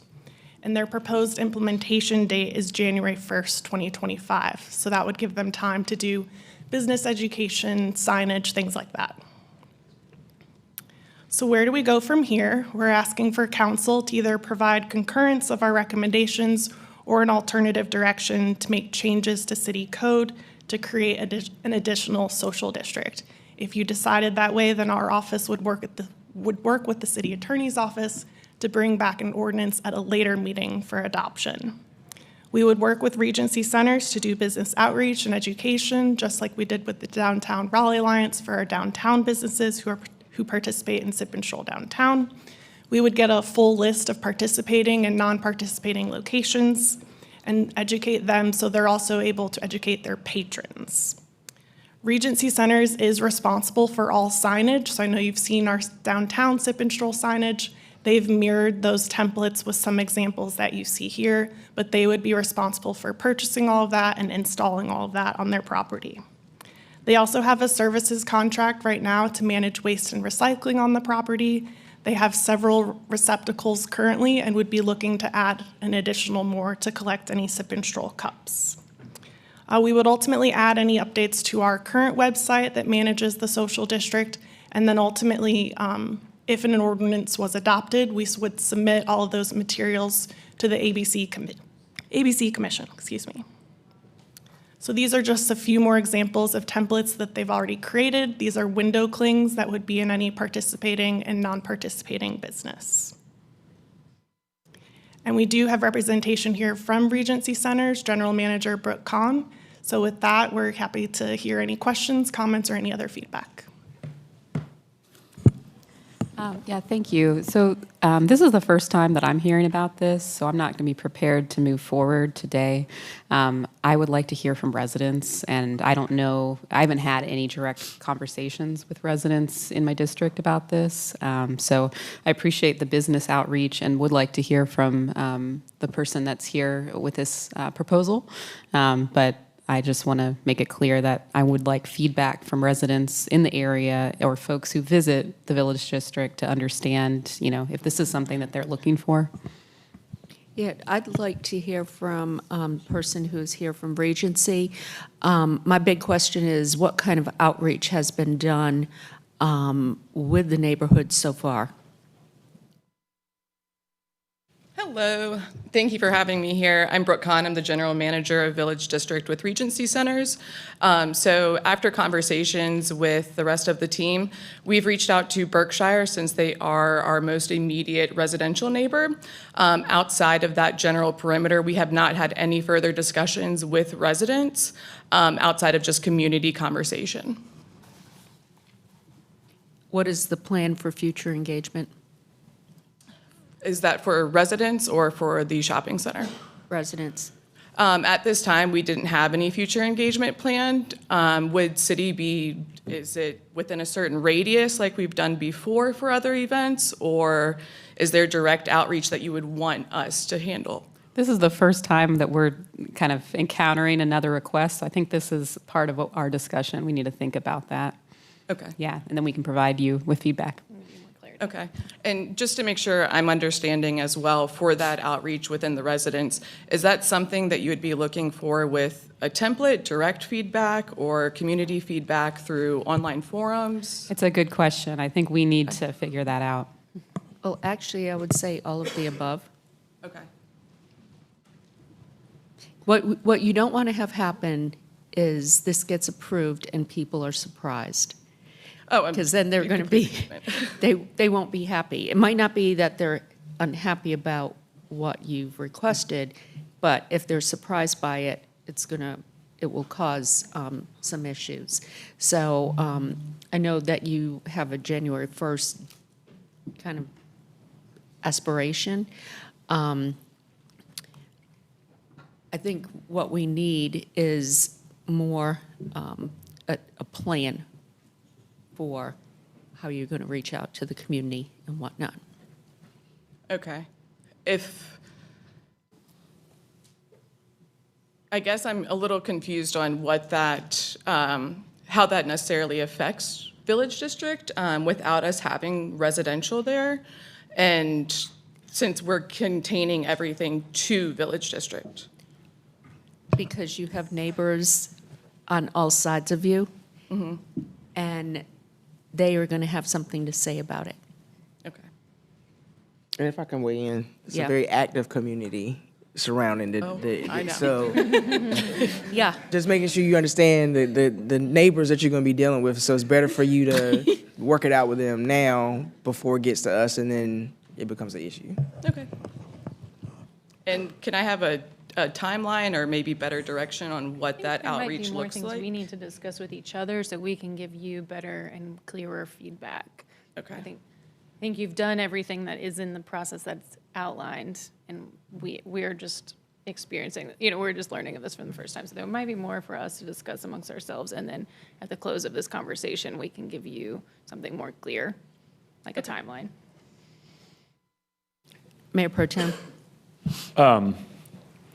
Well, first, my thought was I'm not sure it should be their responsibility to do all the outreach. If the request came to us, maybe we could have the city assist. It is a shopping center, so there's a lot of amenities there already, and I would think something as similar as QR codes or signage that says we're considering implementing a social district, please give us your feedback. I think that could be really helpful. Yep. If that's not too much of a lift for our staff. But then I was thinking about downtown, and I do think Downtown Raleigh Alliance did a lot of the engagement on the downtown social district, and so that wasn't necessarily the city, though we do have a relationship with them, maybe in a different way, obviously, than we do with your center. And so I think whatever we can do to assist with the lift, I don't think it has to be a ton of things. I think some awareness in the existing village district for folks who are already through there.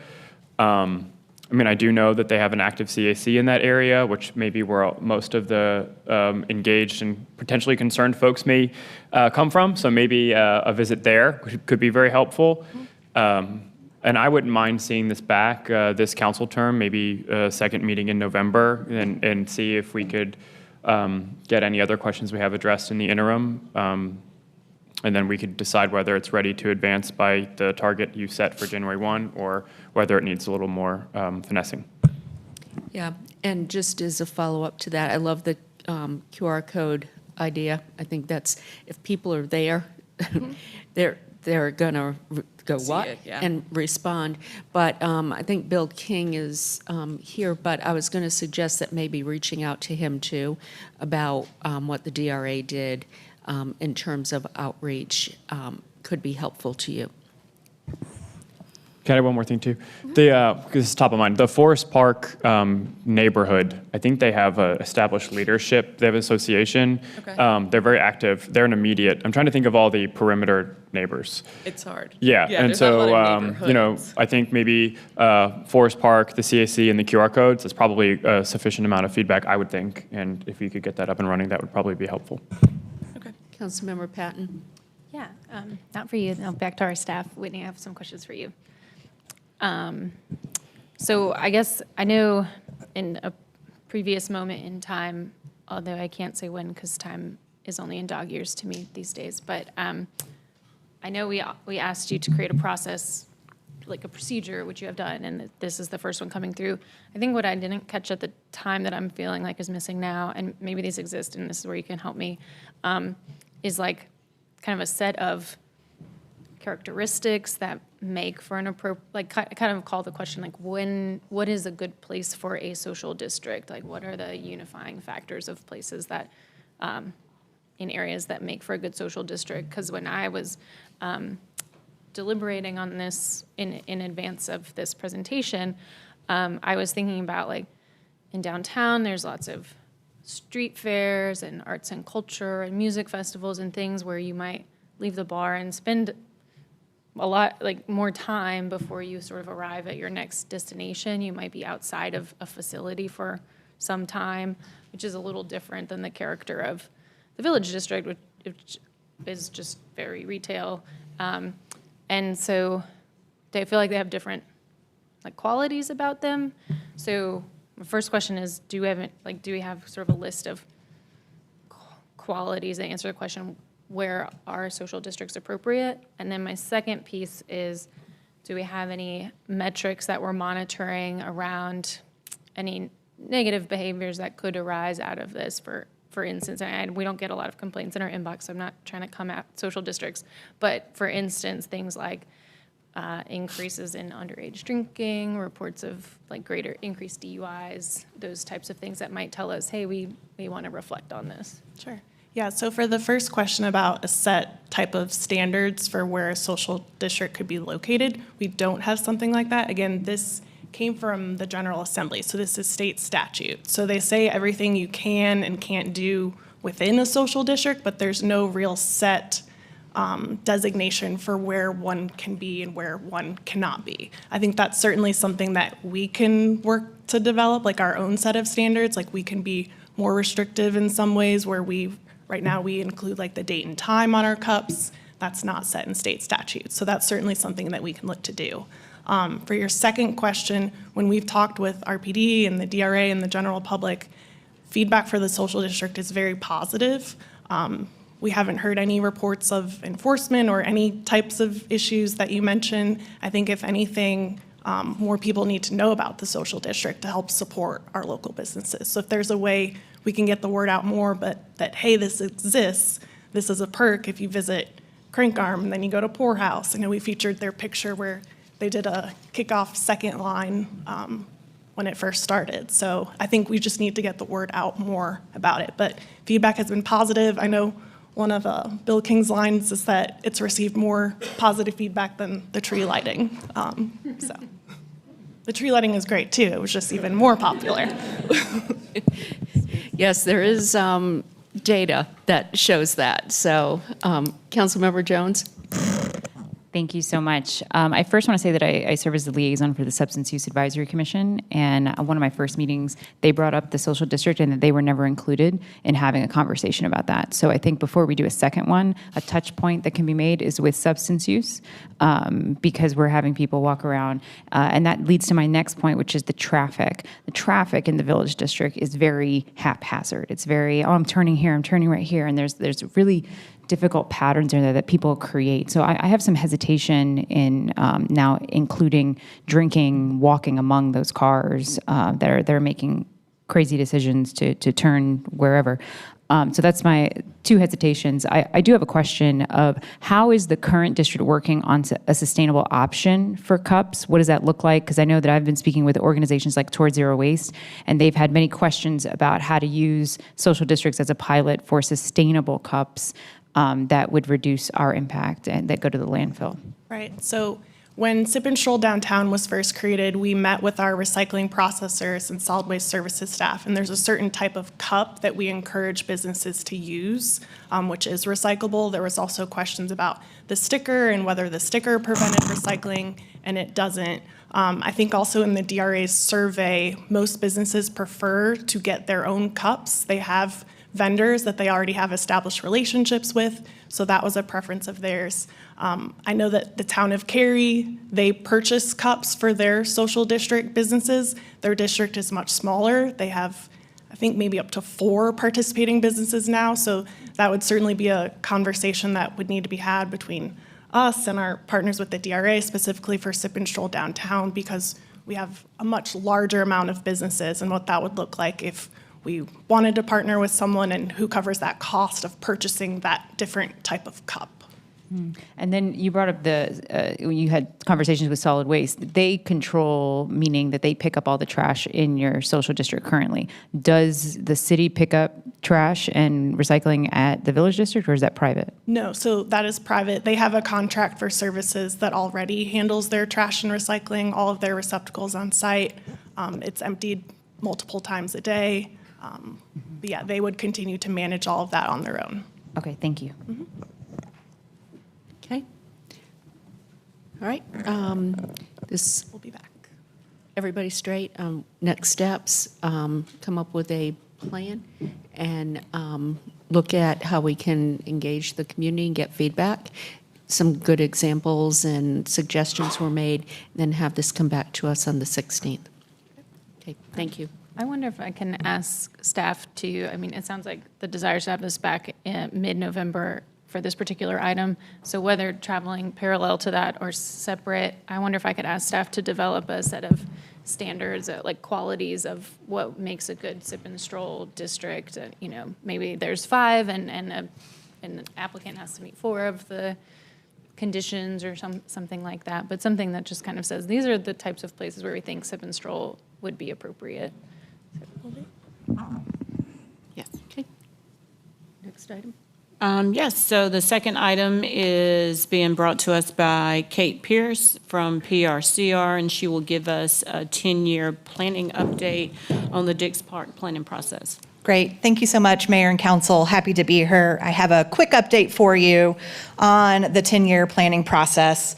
So just in terms of a couple of notes, there's a lot of positive momentum at Dix Park. We've accomplished a lot as a public-private partnership over the past couple of years, including the opening of the stone houses, the completion of the cultural interpretive plan. We were recently awarded a grant from the North Carolina Land and Water Fund to continue the creek project, and the beautiful sunflower poles have been installed. There are a number of things in progress, including a sidewalk accessibility project funded by Wake County, the next round of abatement and demolition, the Gibson Play Plaza is under construction, and additional public art projects. With the first round of projects either in progress or nearing completion, the partnership identified the need to map out the next 5 to 10 years of park development. The 10-year plan builds on all of the work done to date, including the master plan, the cultural interpretive plan, the building a site analysis, and the Rocky Branch feasibility study. But what is the 10-year planning process? Really, it is just a series of meetings between the city and Conservancy to develop the strategy to implement the master plan over the next 5 to 10 years. It will be a final deliverable, including recommendations on phasing and prioritization of future projects, identification, timing, and strategies for funding, the means and methods in which we accomplish these things, so a master plan amendment process, and recommendations on the evolving roles and responsibilities between the city and the Conservancy. So who's on this group? It really is a joint team representing the public-private partnership. It includes City of Raleigh staff from the City Manager's Office, Parks, Planning and Development Services, and Finance. It also includes Conservancy Board leadership and Conservancy Board staff. There are a number of ongoing policy discussions that I did want to highlight for you. These include what funding sources are needed when and how to advance the vision of the park. So things that we've discussed like an MSD, or how does the park prepare to become an applicant for interlocal funding? What about real estate revenues? What regulatory tools and infrastructure improvements are needed to support the development of the park and advance the vision? Who's responsible for the ongoing operations and maintenance? What roles will the Conservancy take on in the future development of the park? Should there be new development in the park, including housing with an affordability component? There's a lot of additional discussion that's needed on those, but those are those discussions that we will bring back to this group to help inform the ongoing development of Dix Park. So again, where we are is we're meeting as a partnership, looking at recommendations, developing a summary report that will be vetted by the Dix Park Community Committee, the Dix Park Leadership Committee, and also brought back to this group for discussion in early 25. So again, this is just an update on process, where we are, and we anticipate coming back to you in early 25 with a series of recommendations. Okay. Next steps, and then we'll take questions. I wasn't sure if somebody had their hand raised, so. Oh. I do have a question. Okay, we'll wait. Okay. So yeah, the next steps are that we will draft recommendations, vet those through our governance process, which includes the Dix Park Community Committee, the Leadership Committee, and then ultimately this council, or this table. Thank you. Councilmember Jones. Who is part of, first of all, thank you. Yep. Thank you for being here. Who is part of the Dix Conservancy Community Committee? Yep, so that is a 45-member community group that was selected from over 250 community applicants that represent people from all across the city. So it's a diversity of district representation, background representation. We actually have a couple of members that are outside the city of Raleigh limits, understanding the impact and scale of Dix. We can get the list to you with all of the information if you're interested, but that was a process that y'all approved, and then you've updated and vetted that as terms have expired. And how often do they meet? They meet quarterly right now. We actually have a meeting tonight, if anyone wants to come. But yeah, so they meet quarterly unless there's a special meeting needing to be called. Some of them are in the audience with us. Oh, there's one, so yes. Awesome. I think, and that's a piece of it, but the big question that I have is what did the public engagement look like around the 10-year plan? Did the small group, staff, conservancy hold any public forums to gain input as to what the community wants to see at Dix Park? You know, residents have footed the bill through the Parks Bond of almost $50 million for Dix, and I want to make sure that they're part of the discussion moving forward. So yeah, that's a great point. Let me be clear that this is implementing the master plan, which had 2 years of outreach and engagement. So typically this would just be a staff planning process. Because we're a public-private partnership, we've done it together to develop the implementation plan. Now, there are additional policy considerations that weren't considered in the master plan that are being brought forward, and additional public outreach and engagement will be needed for those discussions. So things that were not addressed in the master plan or were left unsaid in the master plan will need additional outreach. Okay. My next question is, where is it? Have we decided, and I think I know the answer, but I just want to clarify, have we decided how we're going to pay for the ongoing maintenance of the park once we retain ownership? And when will that decision be made? Because I feel like we're talking about a lot of the wants, and yes. now I'm like, I got to talk about the needs too. So in this, there are a series of funding strategy recommendations that we've been continually working on. A lot of those are existing tools that we have in our toolbox. Some of those would be new tools that council would have to review and approve. So no, we do not have all of the details figured out. Those are going to have to be reviewed and approved by council because it is a lot of money over a long period of time. It is. And then my last question.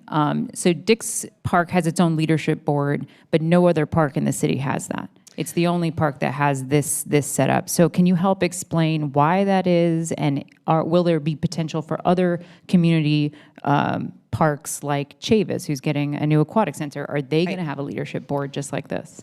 So, which you're very familiar, all the other parks flow through the Parks Recreation Greenway Advisory Board. The chair of the Park Recreation Greenway Advisory Board sits on the Dix Leadership Committee.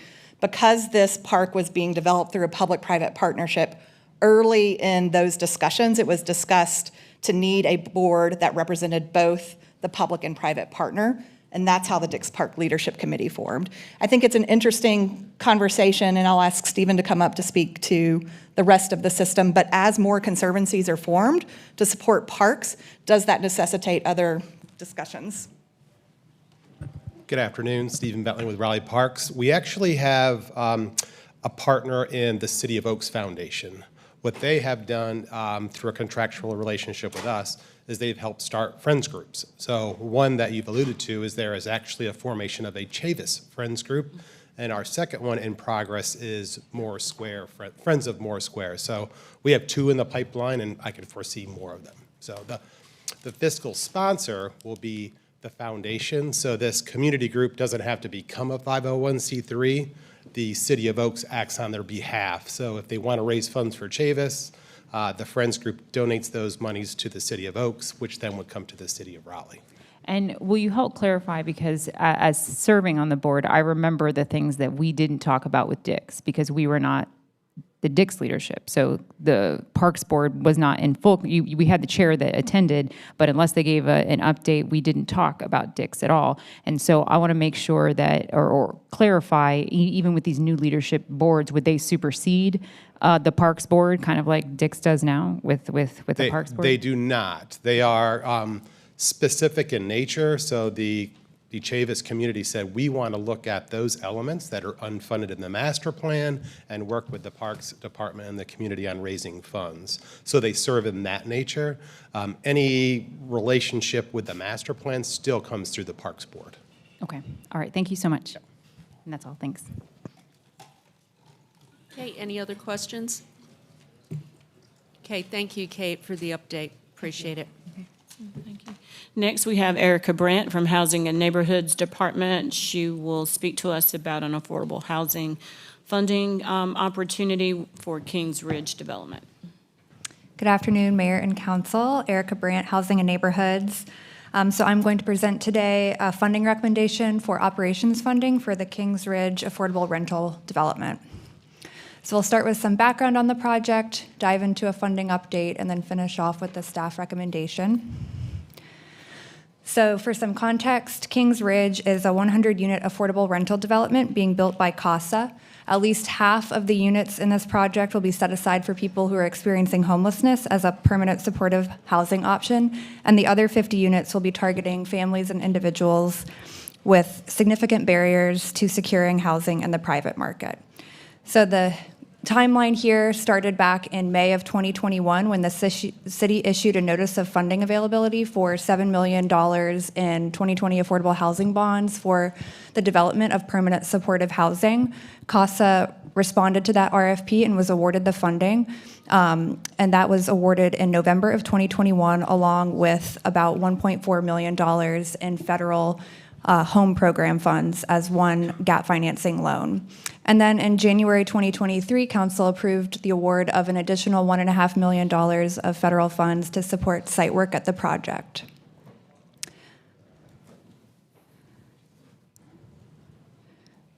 So in 2024, earlier this year, the Raleigh Housing Authority issued an RFP making available project-based vouchers for affordable rental developments. CASA did not respond to that RFP at that time, but they intend to respond to a second round RFP that the Housing Authority has stated will be issued by the beginning of November. And so this is necessary to maintain affordable rents. They've been in conversation with both the Raleigh Housing Authority as well as the Wake County Housing Authority regarding the project-based voucher issuance. And the Wake County Housing Authority has not yet issued that RFP either. So vouchers were anticipated to cover a combined total of about $85,000 per month in rental income. So there's an equivalent gap currently in the operating expenses. So CASA has requested the city and Wake County to provide 1 year of operating funding to cover the equivalent amount that would be made up by the voucher payments to help fill that gap. So the staff recommendation here is to approve an additional funding commitment here for operation funding for $559,752, which would cover that city ask portion of the ask, and to authorize the associated budget amendments and transfers. And I'm happy to take questions. Yes. Councilmember Harrison, and then Branch. Yeah, thanks for bringing this. I visited Kings Ridge. I'm really excited to see them get off the ground. In their request, I see that they expect to be able to decrease the homeless population of Wake County by more than 10% when they're full, which is amazing. But I am curious, so the vouchers were supposed to come through the two housing authorities, both Raleigh and Wake County. What's the delay there? What's their commitment to being available, having those funds available in the following year? I'm just, where did that fall through? That is a good question. I'm not sure if we have, I don't think I can respond to that. Actually, before council meeting started, we had a meeting today. The Raleigh Housing Authority plans to have a new RFP started at the end of October, definitely by November 1st, with this specific thing in mind. So they will be opening up an RFP process for a number of vouchers, and looking at these types of programs as their top priority.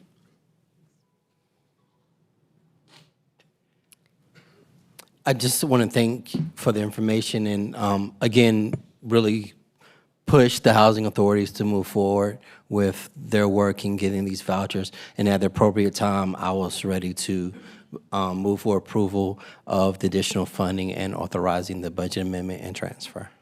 Okay, Councilmember Patton. Yeah, thanks.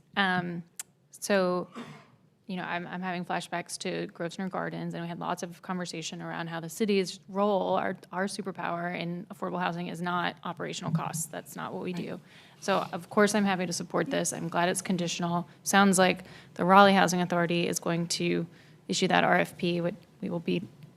They'll have high expectations that it will be awarded to CASA because they are going to put a significant dent in responding to our homeless community needs. Any information you have on when Wake County Housing Authority will issue their RFP? We don't have any at this time, but I'm happy to touch base with our colleagues and try to get that information to you all. That'd be great. Wake County has not really been responsive. So that was one of the things for the follow-up after today's meeting. They were supposed to be at the meeting today, and no one was there. So we did not get answers to those questions, whether they would be attaching themselves to the Raleigh Housing Authority RFP or not. Got it. Okay. Perhaps a nudge to the county manager and our colleagues on the county commission would be in order as well. Could you speak into the microphone? It's on the list. I think the manager got it. Yes, So, it's on the list. And so just a point of clarification, Ms. Brandt, if these project-based vouchers are made available and CASA is able to apply and receive them, then that doesn't necessarily mean we will have to pay 12 months' worth of operational expenses, right? Yeah, I think That's a great point to lift up, because to Councilmember Patton's point, we tend to not get into the operations when we're on the capital side. We let the housing authorities kind of handle that. So if they are motivated to get them out the door really quickly and respond back at the beginning of the year, probably by February, we should be able to drop down, and that would help Sadia sleep a little bit better at night as well. Well, what they said today, there would be a couple of phases. There would be conditional announcement of awards, but still have to go through a environmental process, which I guess the city is now doing. We're a really strong partner in that space, and the units are done, right? And so that is the thing that takes a lot of time, but we will know who the awards go to conditionally. They still, like I said, have to pass this environmental study, and what Ashley said is he was hoping that they could be awarded by March 1st.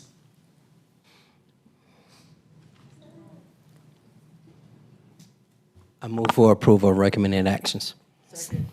All in favor? Aye. Anyone opposed? Okay, thank you.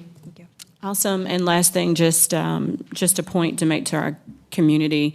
On Sunday, October the 13th, we as a community and as an organization and as a city took a collective pause, a collective moment of silence to recognize the events that happened a couple years ago on that date.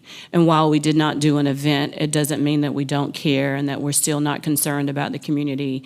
Our folks, our staff stay in communication with the HOA, with many of the members in the neighborhood, and oftentimes they just want us to kind of stay back and support from a distance. So I just wanted to lift up the fact that we did not forget. We will never forget, as we lost a little bit of our innocence a couple years ago. And for our first responders that ran right into the scene without a hesitation, thank you for that commitment to public service and your commitment to this community. And as a community, we'll continue to work together to be better so that we hopefully will not suffer another event such as we did in Hedingham in October of 2022.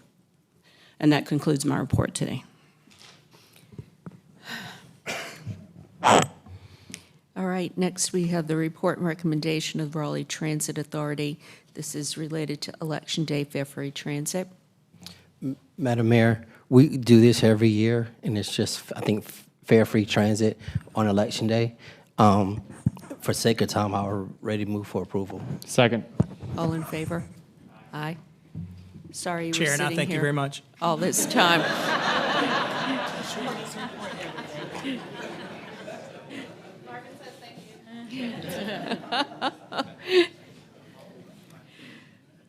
Okay, now we go in public hearing. I am going to move one of the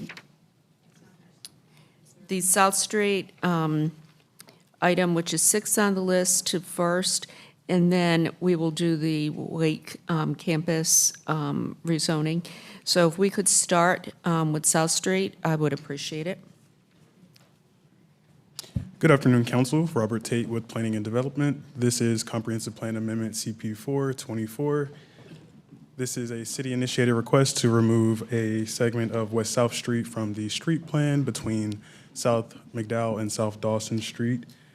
This request follows a similar request that approved a street closure back in September. And like the street closure request, this comp plan amendment will facilitate a larger project led by the Convention Center staff to relocate the Red Hat Amphitheater.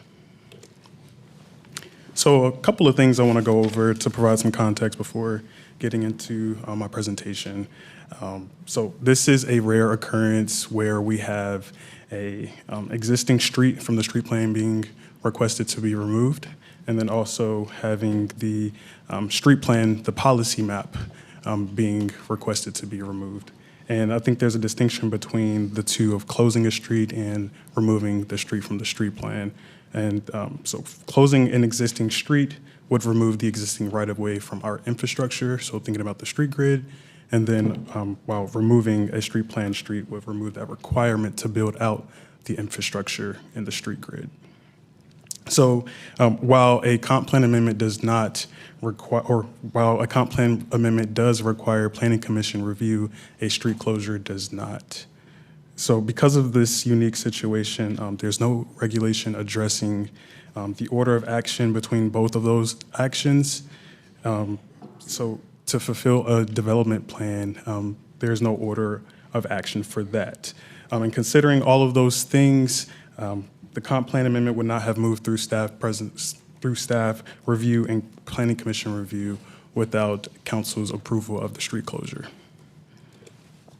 So here's an aerial image of the surrounding site of the request area, where you can see abutting properties of the request area are highlighted in yellow. If you can't really see that, it's the parcels between McDowell and Dawson Street, which are those two blue lines.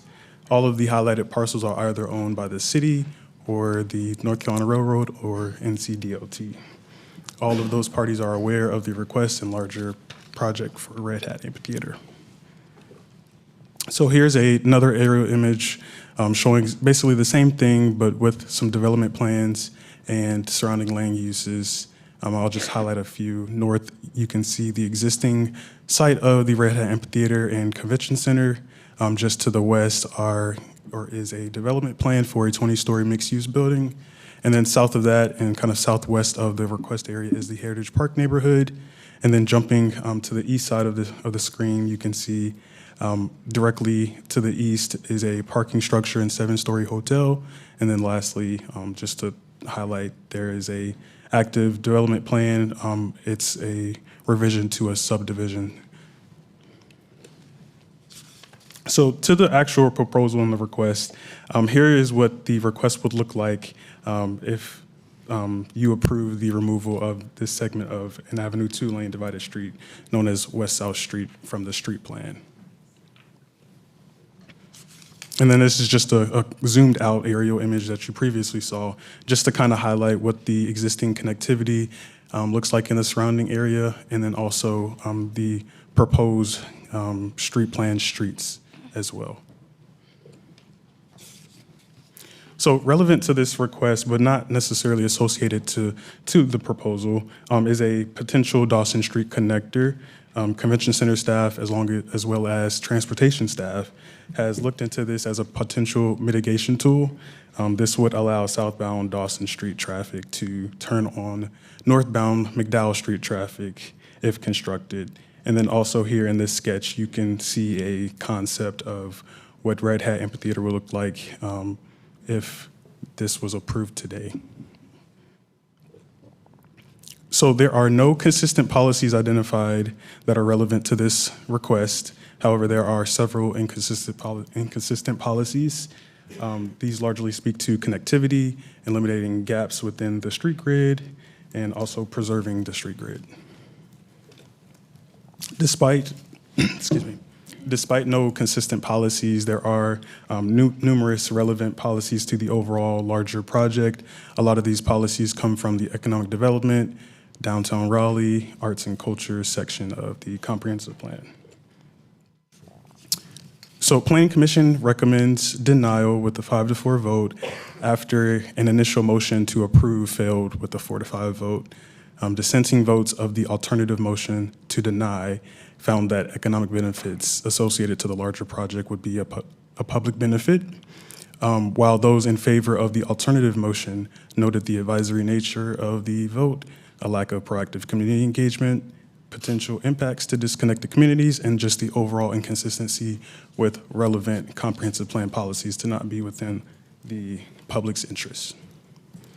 So that concludes my presentation. The applicant does not have a presentation for you today, but they are here, myself, planning staff, NCDOT is also here, and transportation staff can answer any questions you may have. Thank you. Do we have any questions? Councilmember Jones? I have a question for convention center staff.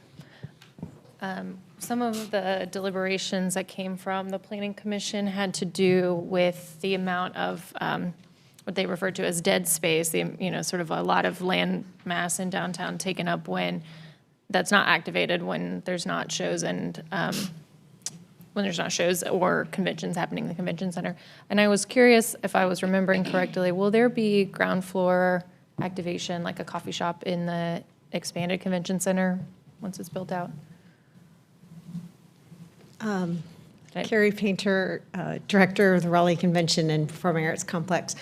I'm not sure I totally understood the question. I did get, is there a coffee shop, but I didn't get the first part.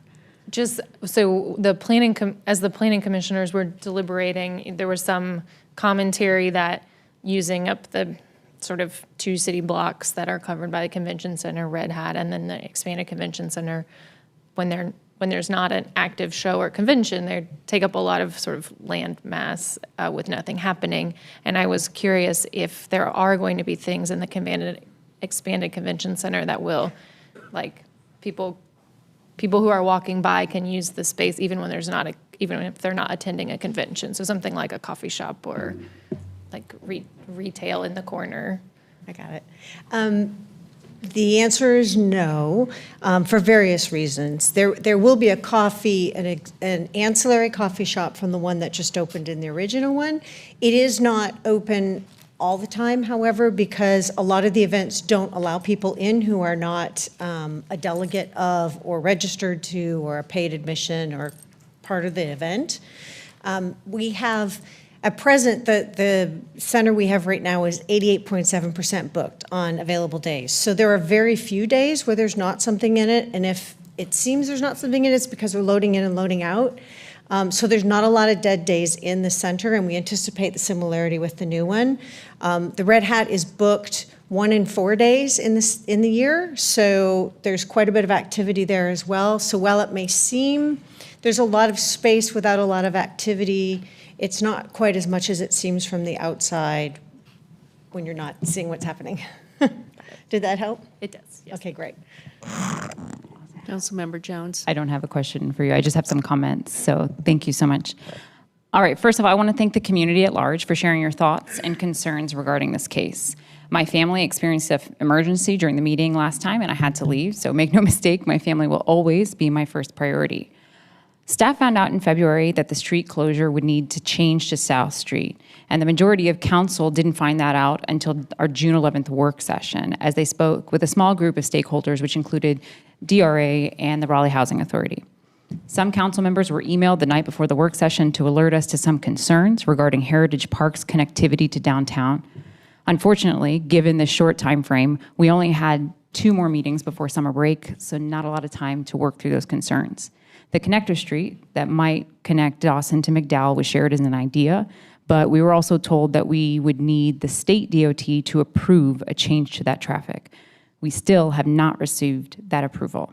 When residents ask me what will happen if that option is denied, I don't have an answer for them. The Planning Commission, who was very confused by this process because this is not the traditional process for a street closure, came to the conclusion that a denial was what represented their feelings on a flawed process. Commissioner Bennett reflected on the fact that we are accepting funding from the federal government for reconnecting areas of the city disrupted by urban renewal. At the same time, we are accepting those funds. We are closing off connectivity to residents who live along South Street. Commissioner Otwell addressed the fact that we were only ever given one option or one plan, given one plan or solution for the issue at hand. He asked if we had explored other economic opportunities. There might have been, opportunities there might be that might bring in more revenue than what we have now. Again, I can't answer that because we didn't talk about it. Commissioner Fox noted that we turned Fayetteville Street into a pedestrian mall in the early 2000s and spent a lot of money to reverse that decision years later, and her fear was that we might be doing the same thing here. The fact that we didn't do these items simultaneously so that we would hear from our advisory board prior to a decision being made is reckless. Community engagement is a big missed opportunity for the city. We have known since February, but many residents in the community don't understand all the nuance happening with this vote. We held a party on South Street, and Councilor Harrison directed an additional touch point back in early September, but that is a far cry from of what engagement means. Had council known this in the spring, those touch points could have been actual engagement opportunities. I am most proud of our business community and the many of whom I had the privilege of speaking with and talking through these concerns. Bill King with DRA was instrumental in helping me coordinate a meeting with business owners and the Raleigh Housing Authority to help them understand the concerns of the community most impacted. I'm grateful to the businesses who shared their concerns about possibly losing a huge draw to the area and the economic impact that that would have on their ability to operate. Thank you for listening and understanding how complex this issue is. I know we are all working to ensure that the whole community benefits. Lastly, every decision is a value set of council. There are 8 votes, and it takes 5 to do anything. This vote was never in any threat of not passing. As I worked through this flawed process, I saw how many residents felt ignored and neglected. I saw gaping holes in how this was presented to council and to the public. I also saw that the vote on September 17th showed that council overwhelmingly supported the closure of South Street. My no vote today is an effort to show the community that their concerns were brought to the table and part of this decision. Thank you very much. Did you have a question? Okay. I'm going to open the hearing. We have 3 people signed up to speak in support, 3 people signed up in opposition. There will be 8 minutes per side. And I'm going to ask that each person make sure you don't use all the 8 minutes. There are others who want to be heard. So in support is Paulette Dillard, Anna Grace Fitzgerald, and Todd Henderson. If you could come up, please.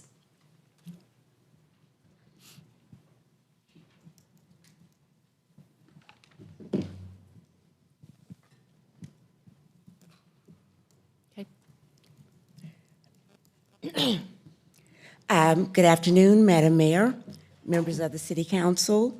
I'm Dr. Paulette Dillard, President of Shaw University, located at 118 East South Street.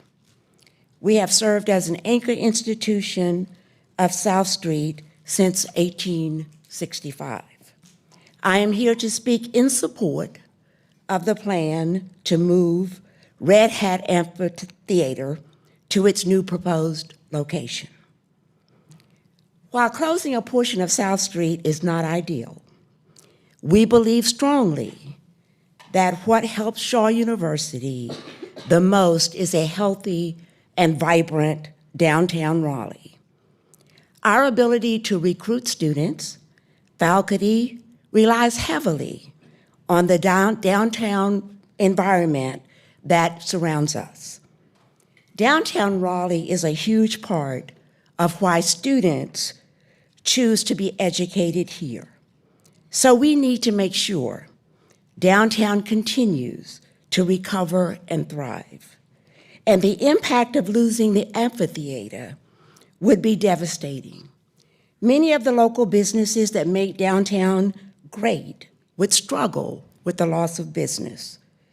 We also appreciate how crowds create a bustling environment that provides safety in the evening for our students by adding a lot more eyes on the streets in our part of downtown. We do not think that street closure itself is a good thing or that it will have a negative impact on our campus.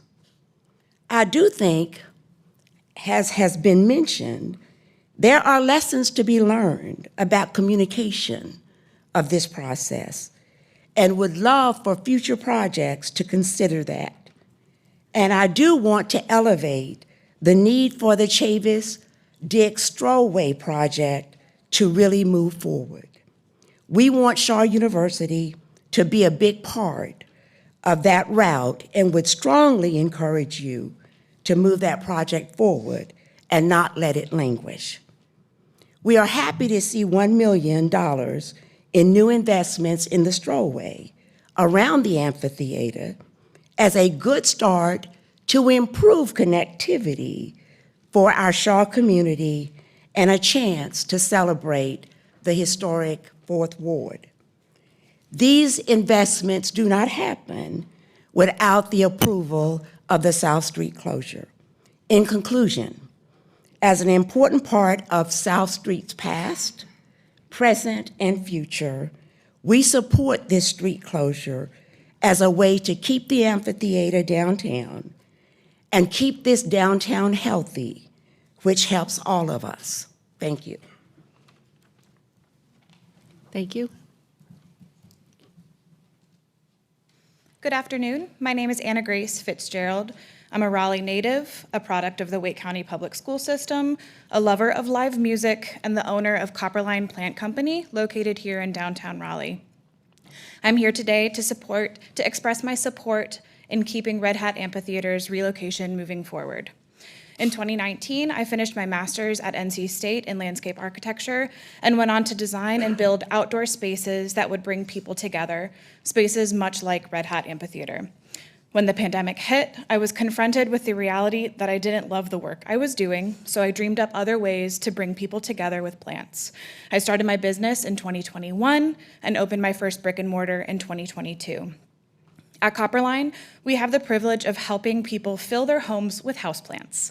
It's an oddly intimate experience getting to see the inside of somebody's bedroom, but it's a really fascinating way to get to know someone.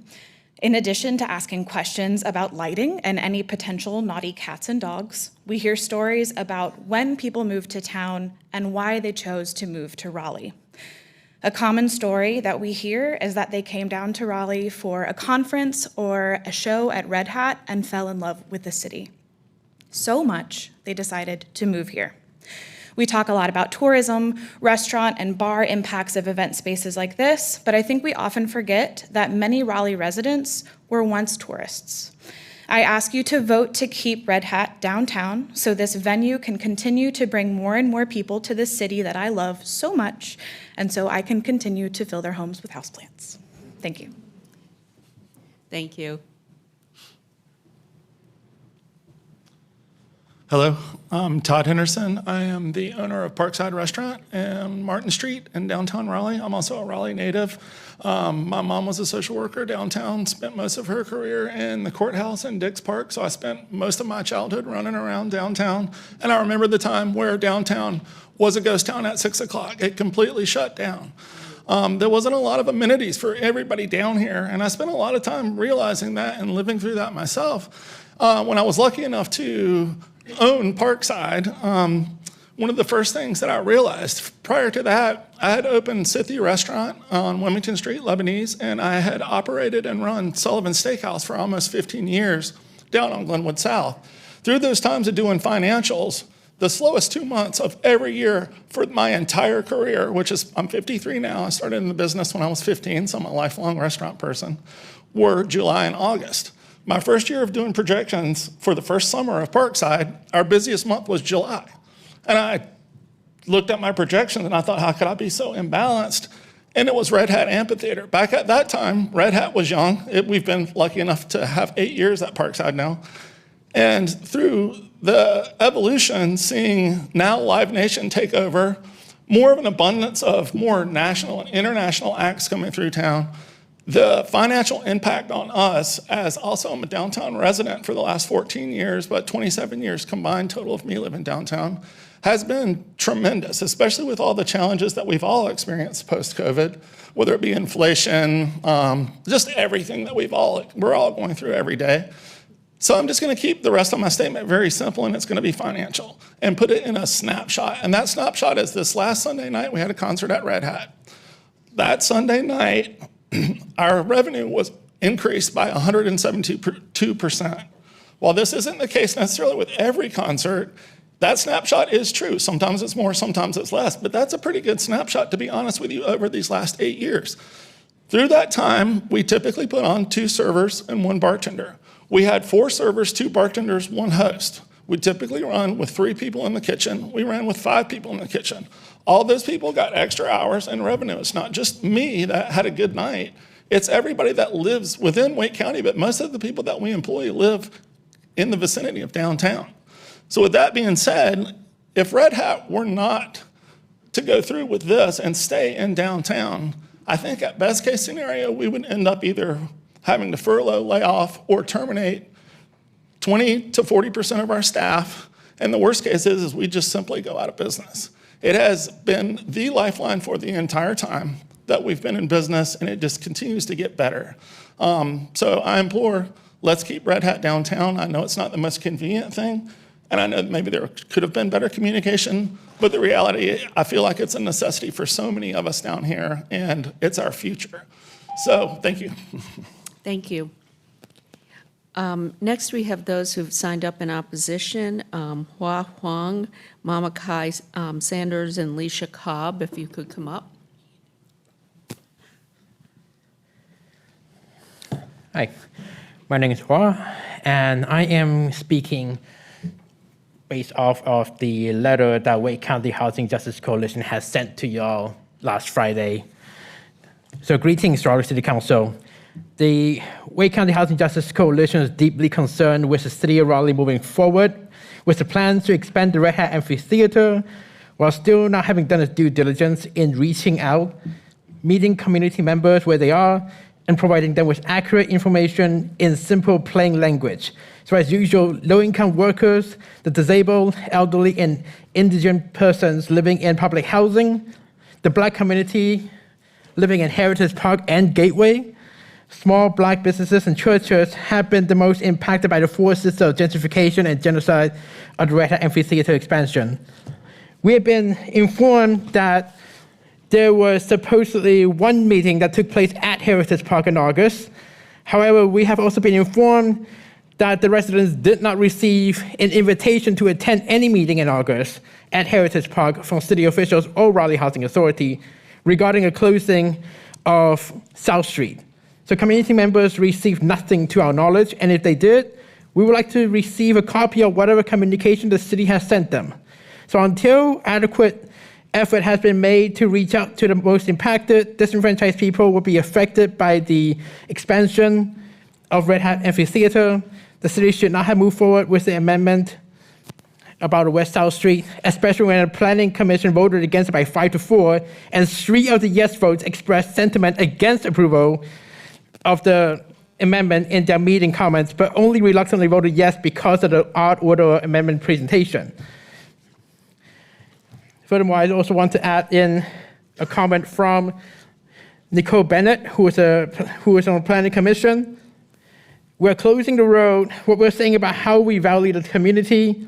I appreciate the economic development at Red Hat Amphitheater, but we have people who live downtown who are very much missing from not just the conversation, but the discussion of this whole thing. How is this going to affect the people who are already being affected by transportation decision with the intent to hurt the community? That's why we're spending so much time and effort right now to reconnect community.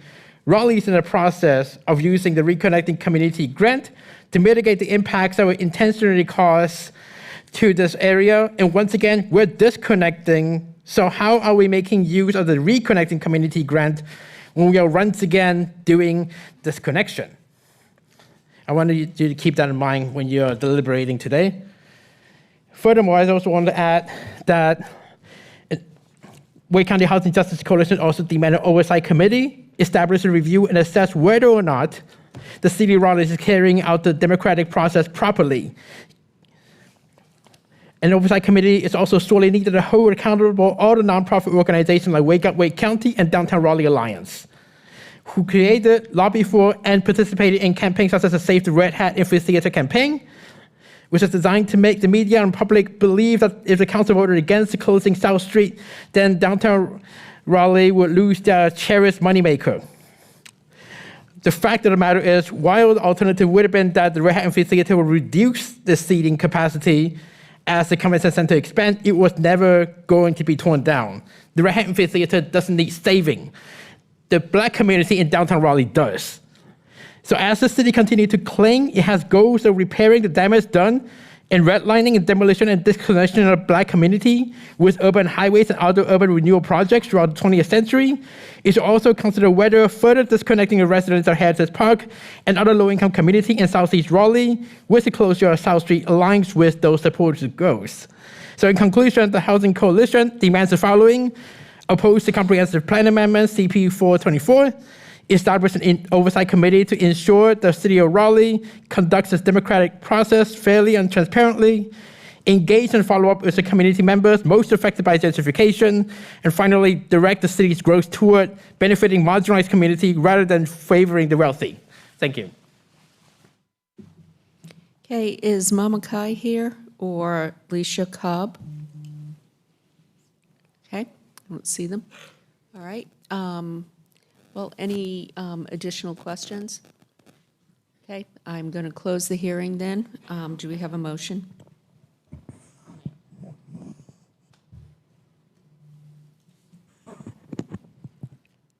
So I want to start by highlighting the comments made by the Planning Commissioner, Nicole Bennett, during the deliberation of this issue.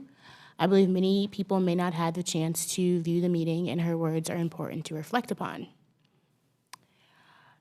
These are Commissioner Bennett's words. First, I would like to express my support for the relocation of Red Hat and for keeping it downtown. It's clear the amphitheater is integral to downtown Raleigh's economic vitality, and I fully recognize the importance of maintaining a vibrant cultural hub in our city center. The amphitheater has become a staple of our community, contributing significantly to our local economy and cultural landscape. However, I must voice my disappointment and concern regarding the manner in which the decision has been handled. It's disheartening that the decision to close a portion of the street for this project was made prior to it being brought before the Planning Commission. In fact, it felt like the decision was made before it even went to council. I appreciate the position council was in, and I respect their authority as the decision-making body for these cases. However, the way this process has played out, with the decision already made, celebrations already held, and news articles already published, makes our deliberations today feel largely symbolic. That's disappointing because I know we all take our responsibility here seriously. Historically, when cases involving street closures come before the commission, staff highlights negative impacts on connectivity and raise concerns about inconsistency with comprehensive plan goals. More often than not, we tell applicants to remove conditions that close streets for these reasons. I appreciate staff clearly laying out their concerns in the report and this proposed street closure, particularly the fact that there are no consistent policies supporting this closure, but 5 inconsistent ones. These inconsistencies are hard for me to reconcile. Overlooking them because the City Convention Center is the applicant, when we don't typically do this for others, raises concerns about integrity and objectivity of our processes. Furthermore, there was also a stark lack of community engagement regarding this project, especially when those directly affected by the street closure. It is unacceptable that only certain stakeholders were engaged, and by the time it was presented to the broader public, a decision had already been made. I'm aware of the events held at the Gravel Lot in the Performing Arts Center. I attended the first one. It was a great event. I enjoyed myself and learned a lot. However, it was not a genuine engagement event. True public engagement involves all stakeholders from the beginning, allowing them to contribute in an environment of co-creation until a decision is reached, even if consensus is hard to achieve. Understanding is fostered through the process. What occurred here was not engagement, but rather a public relations exercise to garner support for a decision made without including all affected stakeholders. So, even though our vote here means nothing, in fulfilling my responsibilities as a commissioner, I will vote no. The street closure is inconsistent with comprehensive plan policies and priorities regarding connectivity and accessibility. The mitigation of our impacts is based on an alternative that has yet to be approved by NCDOT. The impact on Heritage Park development and connectivity is uncertain, and this is counter to both city and national goals of reconnecting communities, especially given the historical context of the urban renewal area. If this had been a transparent process, I would have asked more questions about the traffic impact analysis, community impact analysis, alternatives, and the engagement process. Instead, it feels futile to seek answers now that the decision has already been made, celebrated, and communicated by the media. My symbolic no today is in response to inconsistencies with the comprehensive plan and to underscore my profound disappointment with the manipulation of the public process, which erodes community trust, transparency, and accountability. Again, this is not about opposing the amphitheater remaining downtown. I support that. But it's a call for consistency and integrity in our processes where all voices are heard and respected. Applicants are treated equally, and adherence to major policies of the comprehensive plan truly means something. Again, those words are Commissioner Bitten's words, delivered when the comprehensive plan amendment failed at the Planning Commission by a vote of 5-4. I believe Commissioner Bennett's remarks were eloquent and get to the heart of the issue, and they deserve to be restated here. Similarly, as a council member, I am fully aware that anything I say on this topic will ultimately be overshadowed by the binary nature of the vote. Either you support downtown businesses or you support concerns about low-income residents in connectivity and equity, and that's all that will be reported in the media, and that's all anyone will remember. What will likely be forgotten is what I feel is mishandling of information from the city to the council and ultimately to the community, which deprive us of the time needed to address the case thoughtfully and without haste. Perhaps, had we been given more time, we could have presented the pros and cons of different potential amphitheater rebuilds to the community months ago, allowing the community to be a partner in the process rather than an adversary.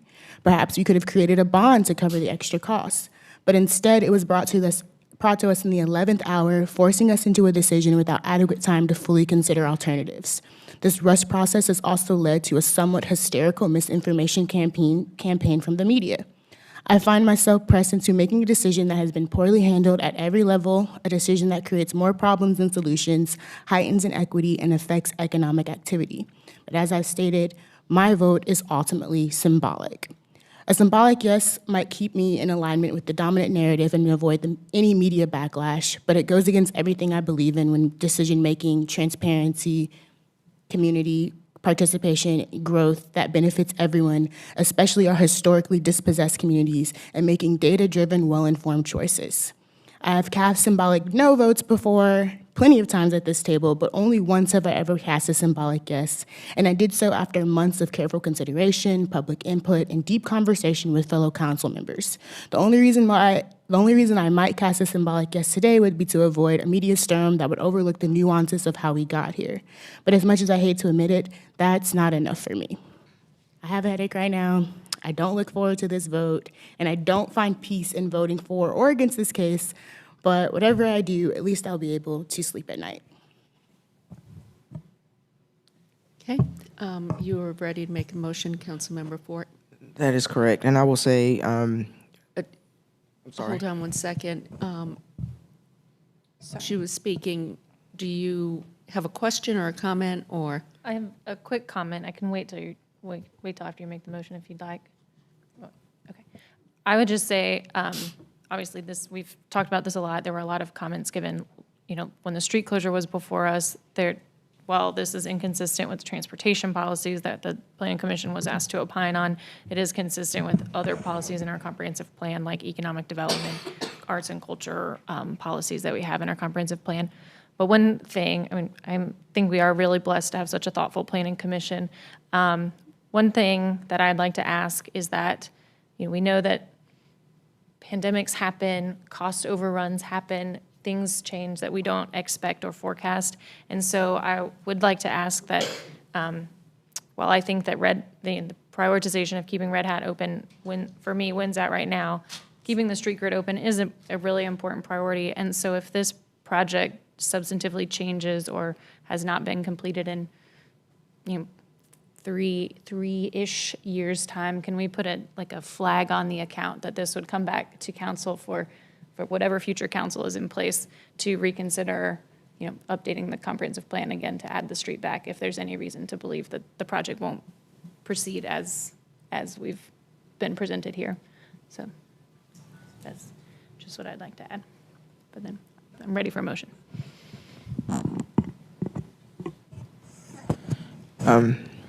So I made some comments at the last meeting about this particular project, and first and foremost, definitely want to address the issue as relates to community engagement as I did the last time. Certainly understand that we had some shortcomings with that, and I think we've, as a city, learned a lot of lessons, and so we, got the message loud and clear on that particular issue. But the other thing I want to say is that, we've heard a lot from our downtown business community about the impact of having the Redhead Amphitheater stay in place. And certainly we've heard from some business owners today about the importance of keeping businesses open and what that means for a lot of folks who are employed by these businesses downtown. So, you've got a balance of who's going to be impacted by this particular decision, and certainly 400 or 500 people who work in this area who need to keep their jobs and provide for their families are also very important. And again, we've got Bill King here. I see Adrian Cole here with the Raleigh Chamber.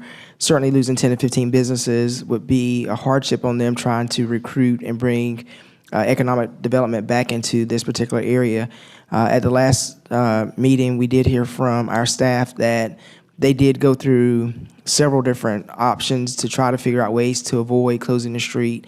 And at the end of the day, this was the only option left. I mean, they communicated that to us pretty clearly. So with that being said, I make a motion that we adopt the amendment to the comp plan. I had it pulled up just a second. So we adopt the resolution to amend the 2030 Comprehensive Plan, CP4, 24A segment of West South Street being closed. All in favor? Aye. Anyone opposed? Okay, that was Councilmember Jones and Black. Thank you. All right, I don't know if you would all like to leave. You've been here a while. So what I'm going to suggest is if you can all exit quietly. And there was no cheering this time. What's wrong with y'all? Are you just tired? Yeah. All right, thank you so much. And I'm going to ask...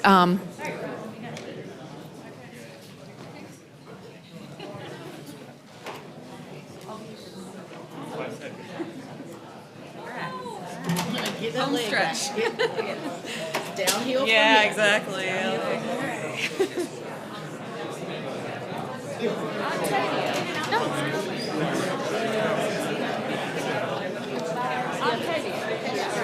What happened to you 2 weeks ago, girl?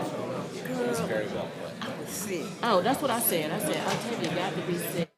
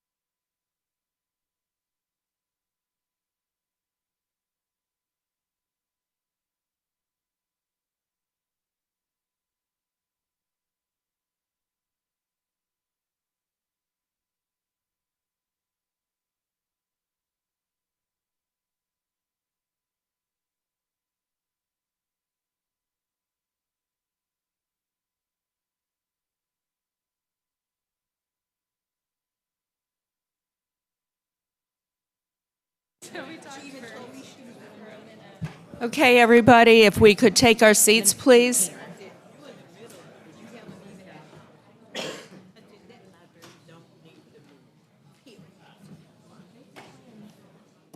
Octavia, go talk to the county commission.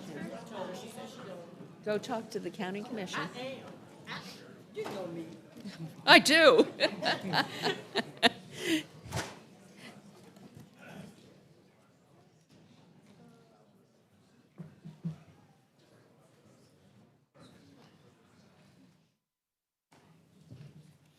Okay, next we will hear zoning case Z824. This is the Wake 3 campus. We'll start with a report from staff. And no one has signed up in opposition, so we'll hear from the team. Thank you. Thank you. Bronwyn Reedus, Planning and Development. So this is rezoning request Z824, a request to rezone approximately 130 acres from various different versions of office and residential mixed use to one consolidated campus zoning district. This request is made by a partnership of Wake Med Hospital, Wake Tech College, and Wake County. The request is consistent with the comprehensive plan, inconsistent with the future land use map, and inconsistent with the urban form map, and Planning Commission recommends approval. So the campus zoning district is a special district. It allows for modifications to the UDO to facilitate a unique campus development. It has some requirements for who can request this special district. So it's required to be requested by hospitals, colleges, or universities, or some other entity with a significant governmental interest. So part of the campus zoning is that it includes a master plan. And so every zoning condition that would let us know what the future development would look like is captured on that master plan. I will walk through some of those sheets of the master plan in my presentation. It's going to be probably a little bit hard to see all the details on the screen, so I would recommend pulling up the agenda backup materials. The master plan is included as an attachment in the agenda backup materials. You can kind of follow along on your own. So this master plan does request some modifications to the UDO. So modifications will be found in chapter 3, 6, 7, and 8. So this site is the site of some existing development. So this is where the Wake Med Hospital is today, as well as the Wake Tech Health Science Campus. It is located along New Bern Avenue. It is kind of in that southwest quadrant of the intersection of New Bern Avenue and Sunnybrook Road. You can see it is just inside of the I-440 Beltline. And as you can see, a lot of the area is developed today. So the request would be mostly for the expansion of the existing uses that are there today. Here are some views of the site from the surrounding streets. The first view is from New Bern Avenue, the second from Sunnybrook Road, and then the third is from Kidd Road. And now I will dive into some of those master plan sheets. So first, this is the general layout and height and frontage sheet. So first, want to draw your attention to the fact that the entire campus is separated into different sub-districts. So that provides some guidance for various development requirements, but on this screen, it gives us guidance for height designations. So District A, that is the existing hospital. In Subdistrict A, the requested height is 20 stories maximum. In Subdistrict B, the requested height is 10 stories maximum. In Subdistrict C, requested height is 12, D, 12, E, 5, and F, 7. And so all of these requested heights are consistent with the recommendations of the future land use map and comprehensive plan. I'll also just note really quickly that 2 parcels within the district are requested for an urban limited zoning frontage. That is 3009 New Bern Avenue and 3001 Calumet Drive. And so that urban limited frontage, as an urban frontage, it's going to require buildings to be located closer up to the street, parking behind the building, and kind of increase walkability. And then one final thing I wanted to draw attention to on this slide is the proposal of a new street extending through the campus. And so that street is here, it's shown with a gray line, and that extends from Sunnybrook Road to Falstaff Road.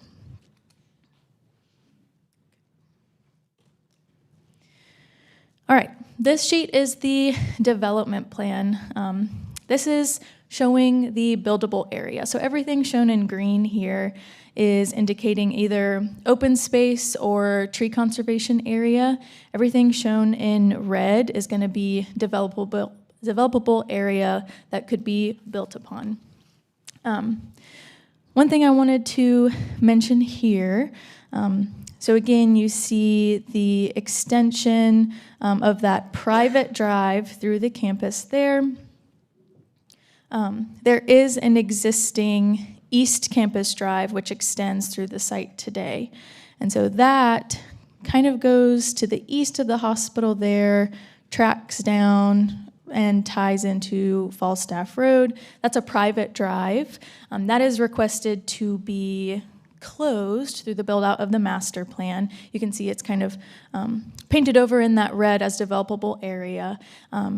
And the proposed alternative is that extension of the new private drive through the campus. Here's a look at the bicycle and pedestrian circulation plan. Again, this one's going to be a little bit hard to see.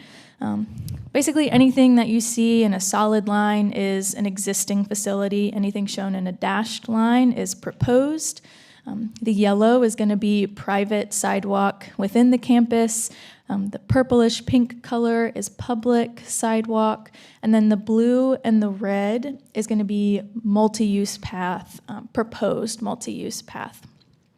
One other thing I wanted to draw attention to is these stars, which I just drew over, but the stars along New Bern Avenue are indicating the proposed location of the future bus rapid transit station along New Bern Avenue. So as you all know, the city is constructing bus rapid transit on New Bern Avenue, and that location of that station is going to be at New Bern Avenue today, where it intersects with East Campus Drive, that private drive that exists. And so you can see how the campus kind of proposes to get pedestrians and bicyclists to that station. And there is just the removal of the connection of the East Campus Drive that goes directly to that BRT station. Now, there is a proposed multi-use path along Sunnybrook Road. Just want to mention that that is a proposed modification from the UDO. The cross-section that would be required for Sunnybrook Road requires separated bicycle and pedestrian facilities. The campus master plan proposes instead a multi-use path, which just means that the bikes and the walkers will be on the same path together. And wanted to mention too that the multi-use path is matching the cross-section that is on New Bern Avenue. And so that is a part of the BRT construction that the city will be completing.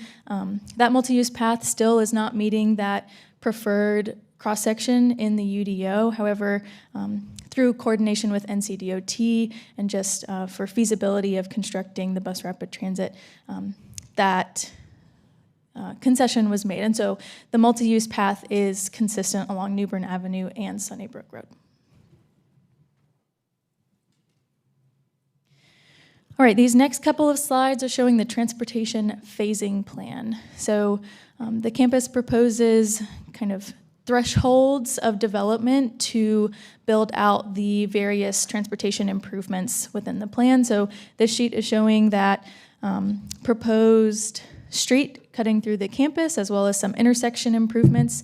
And the thresholds are going to be based on various different development thresholds that were agreed upon and developed with staff. And so some of those will be additional daily trips or just like built environment. So for example, this yellow kind of first extension of the private drive into the campus is going to be completed in conjunction with the first building constructed within sub-district B.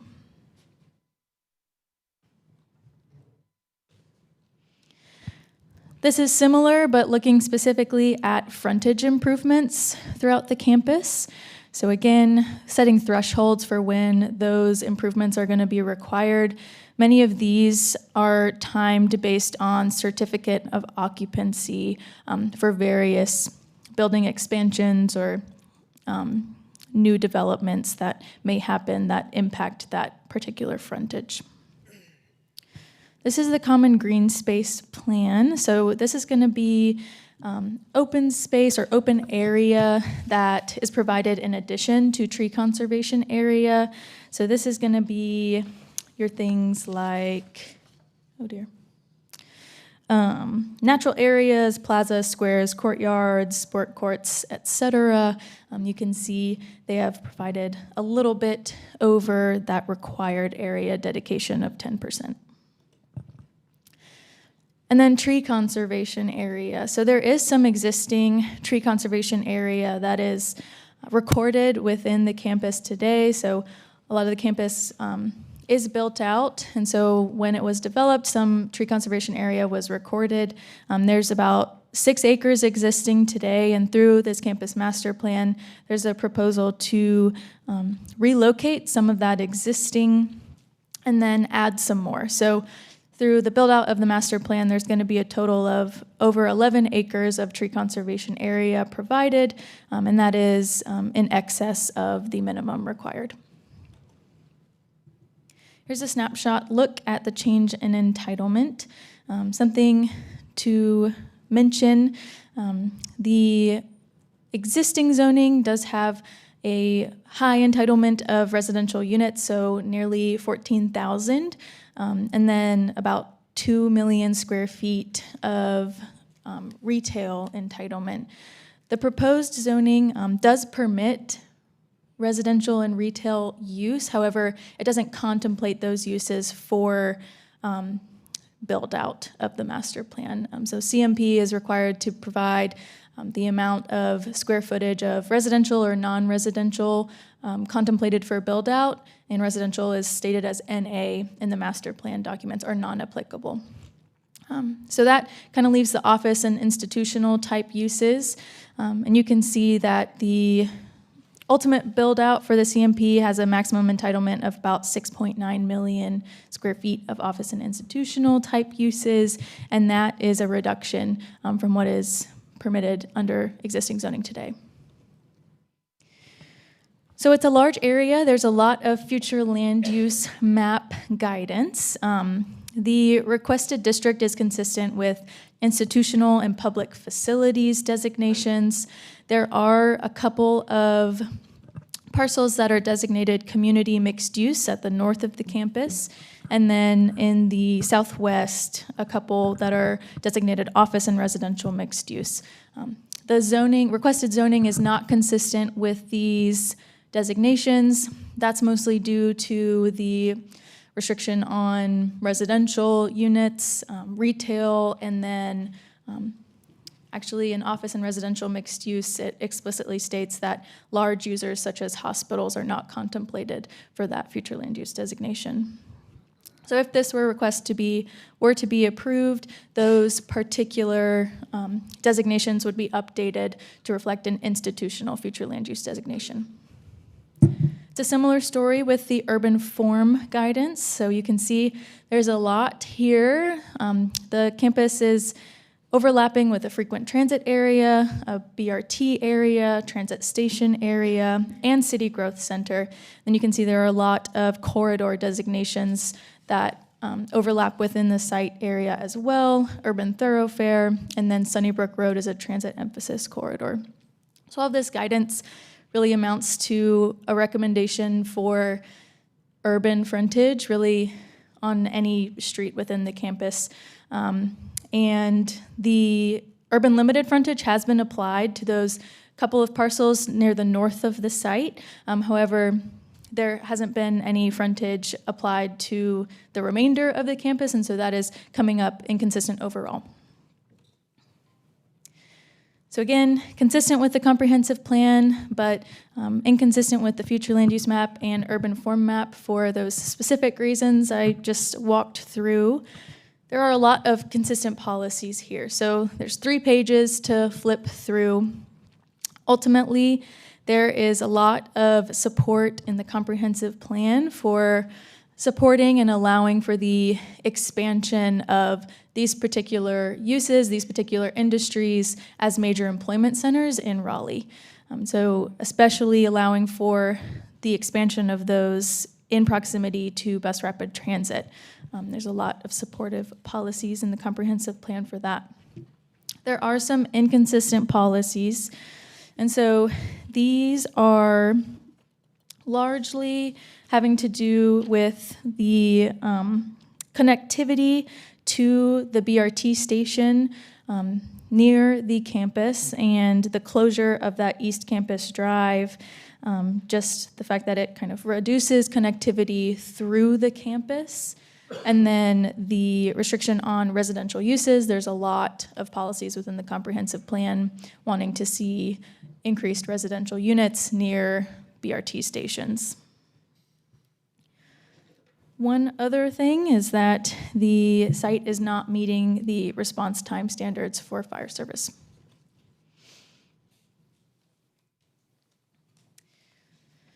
All right, so Planning Commission did find that approval was reasonable and in the public interest, voting 5-2, finding that the request would facilitate future expansion of educational and healthcare institutions to support Raleigh's future population, and it would create a more cohesive healthcare and education campus, which may contribute to placemaking in Raleigh. There were those 2 opposing votes.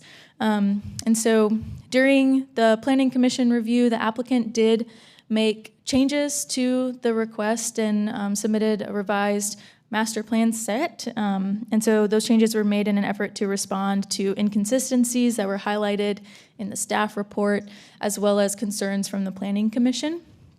And so these opposing votes are kind of remaining concerns that were made after those efforts were submitted.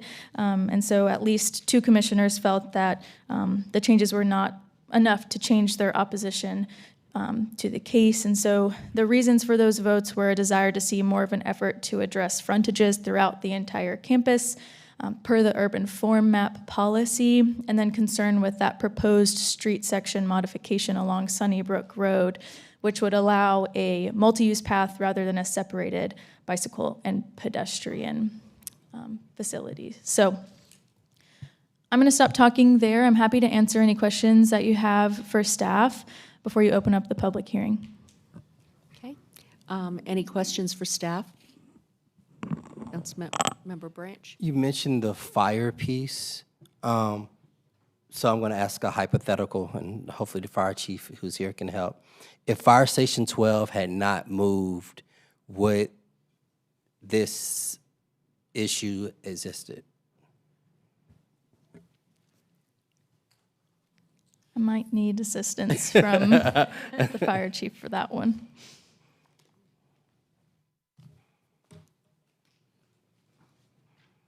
Good evening, Herbert Griffin, the fire chief. Councilmember Branch, if 12 had moved to So Fire Station 12 originally was closer to Sunnybrook Road. Right now, I think you're using it for other means. But that's where Fire Station 12 was before it was moved further up Pool Road. Yeah. So if that move hadn't happened, would this response time have been an issue? It's hard to say that. Okay. I'll have to run the numbers on that to say that, so I can't answer that question for you. Okay, sorry to put you on the spot with that as well, but I just want to make sure we weren't causing our own issue. So that's the gist of the question. Any other questions for staff? Okay, I am going to open the hearing then. As I said, no one has signed up in opposition, so we could set the clock for 8 minutes. We'll ask the applicant to please come forward.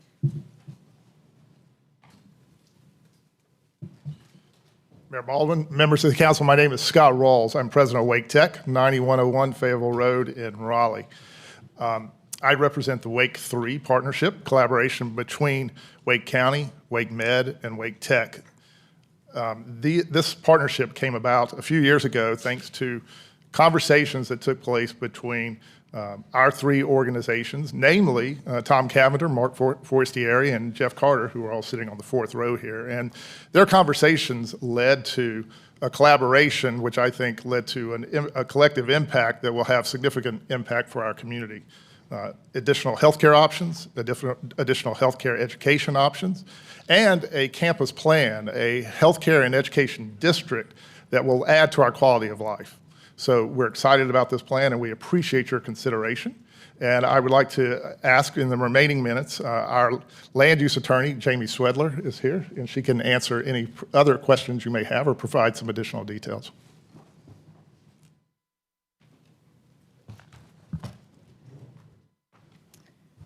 Thank you, Dr. Rawls, and good evening, Mayor Baldwin, Mayor Pro Tem, and members of council. I'm Jamie Schwedler with Parker Poe, 301 Fayetteville Street. It's been a long day, and I don't have any children with me, so I'm going to try to keep this brief. I am here on behalf of Wake Tech. Toby Coleman is here on behalf of Wake Med, and our full consultant team is with us. Before we start, I would like to thank both Bronwyn and the transportation staff. Your city staff did a masterful job in reviewing a complicated request that doesn't come through often. This is only the second CMP that the city is considering, and they did a really wonderful job in asking all the right questions and making the project as complete as it is before you today. And per Dr. Rawls' comments, this is a long-term collaboration that's been in the making that resulted in us filing this request earlier this year. The benefits of pursuing something like this are that we're able to blur those lines of demarcation, develop a seamless campus, put education and healthcare closer together and working together, and enhancing pedestrian and vehicular circulation. But those enhancements will look a little bit different than your typical OX cases or other zoning cases that you see in the city, and that's because of who these users are and what their needs are. The CMP district is different from your OX districts where you pursue things on a project-by-project basis or block-by-block basis.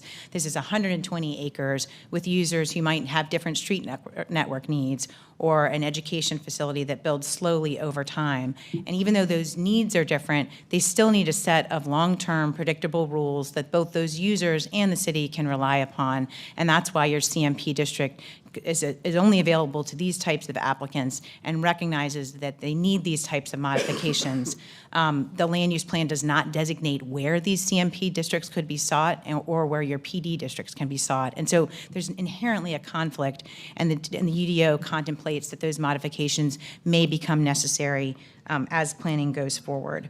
It also contemplates that those improvements may be needed to be phased over time, and that's where the phasing plan comes in. Bronwyn did a great job in explaining the overview. I'll just note that your same consultant team with Kimley Horn also performed the last CMP that was approved in the city, the only CMP that's been approved in the city on Centennial Campus. And so we adopted that same framework here in bringing forward these sub-districts to regulate the height and the overall caps on the users. What you'll see in front of you are the 4 different types of uses: medical, education and healthcare, medical support, and human services, broken into 6 different sub-districts that each have their own height caps, their own development caps, and talk a little bit about where those frontages are and aren't appropriate. With that, I'd like to thank the city and their staff for their attention and turn it over to Toby Coleman to complete any remaining details. Thank you. All right. Good afternoon. Toby Coleman with Smith Anderson here on behalf of Wake Med.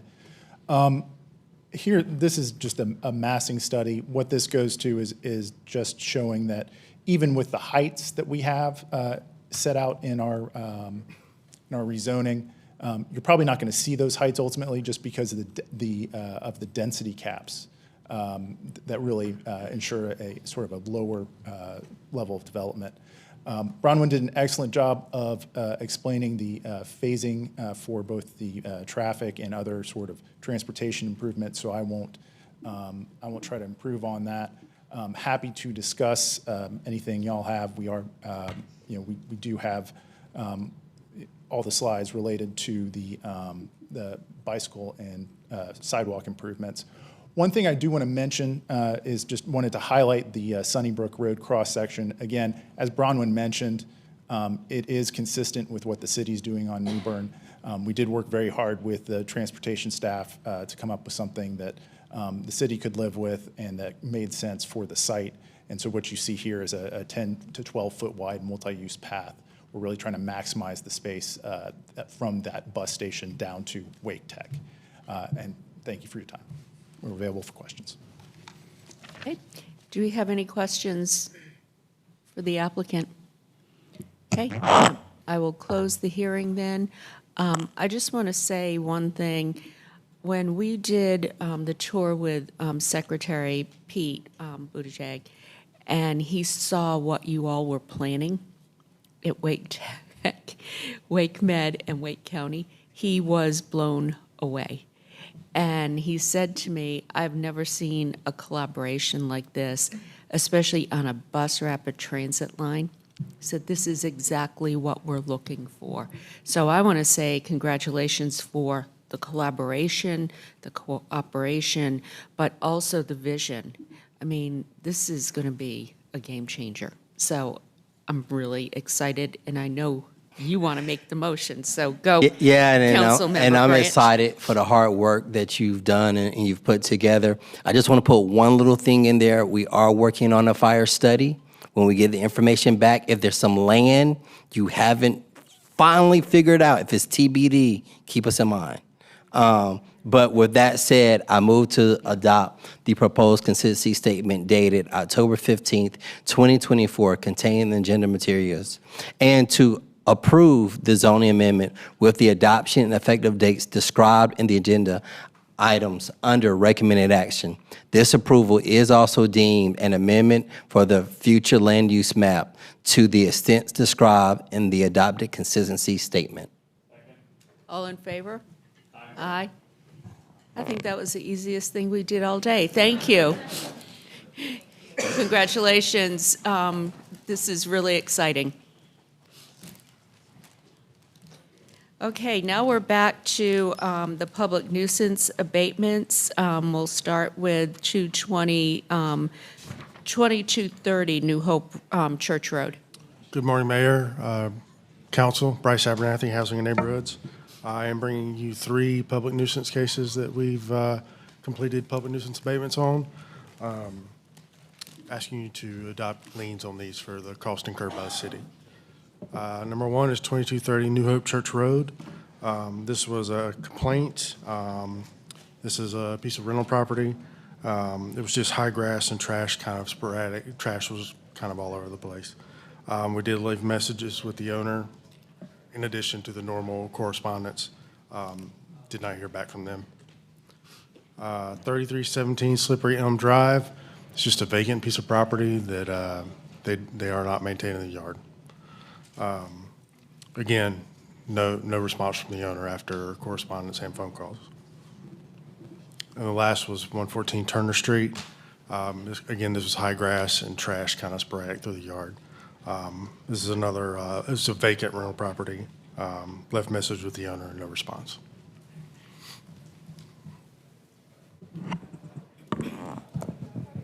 Move to confirm.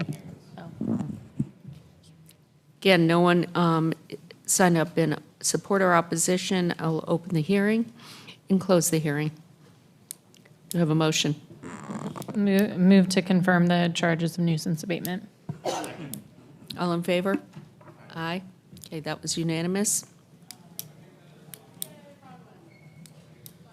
The second item I'm bringing you today is 605 Bragg Street.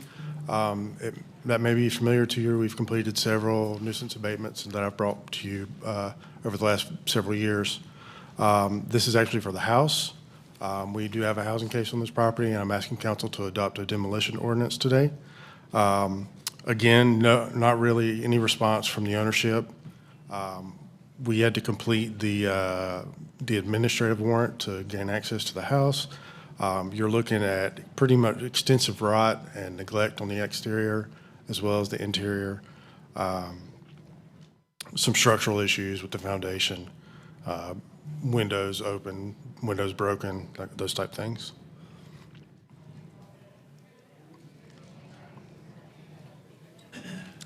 So we've assessed it, the cost to repair this property is being over 50% of the tax value. So that kind of directs us to ask council for a demolition ordinance. If you have any questions.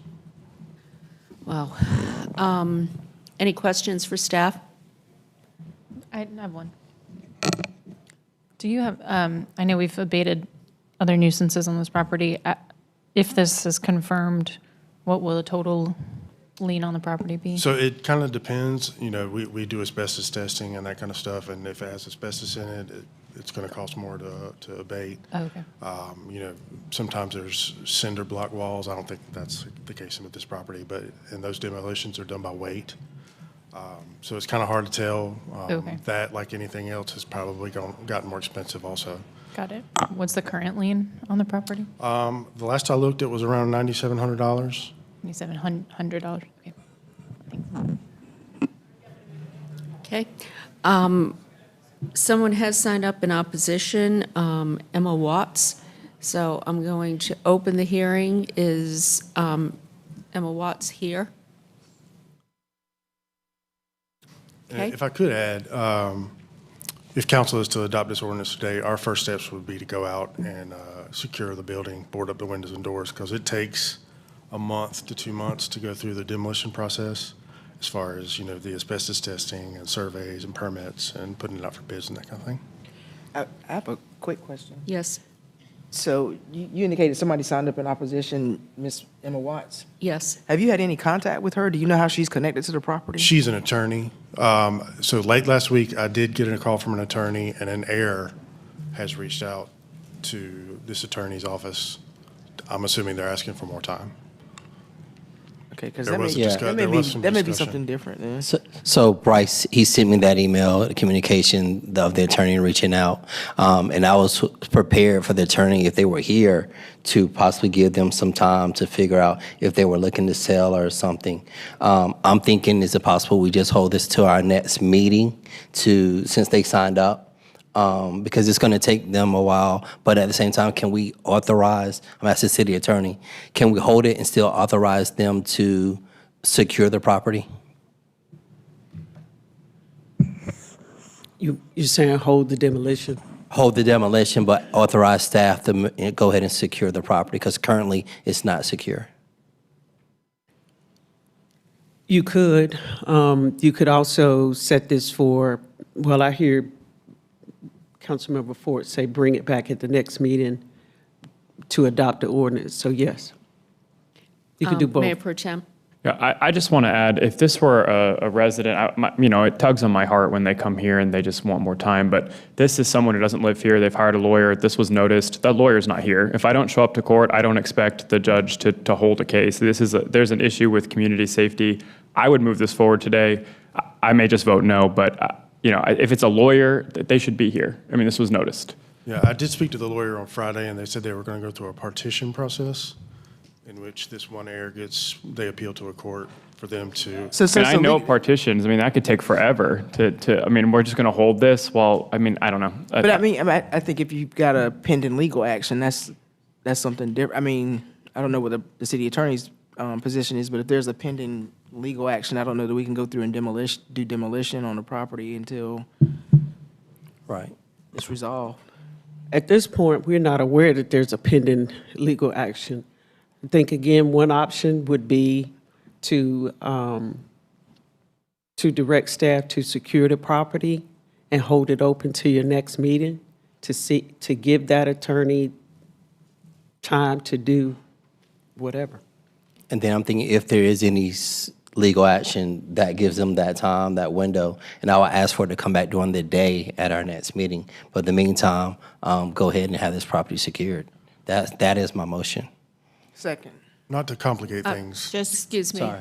Excuse me. Just as a point of clarification, is there a legal authority for us to go on private property to do this?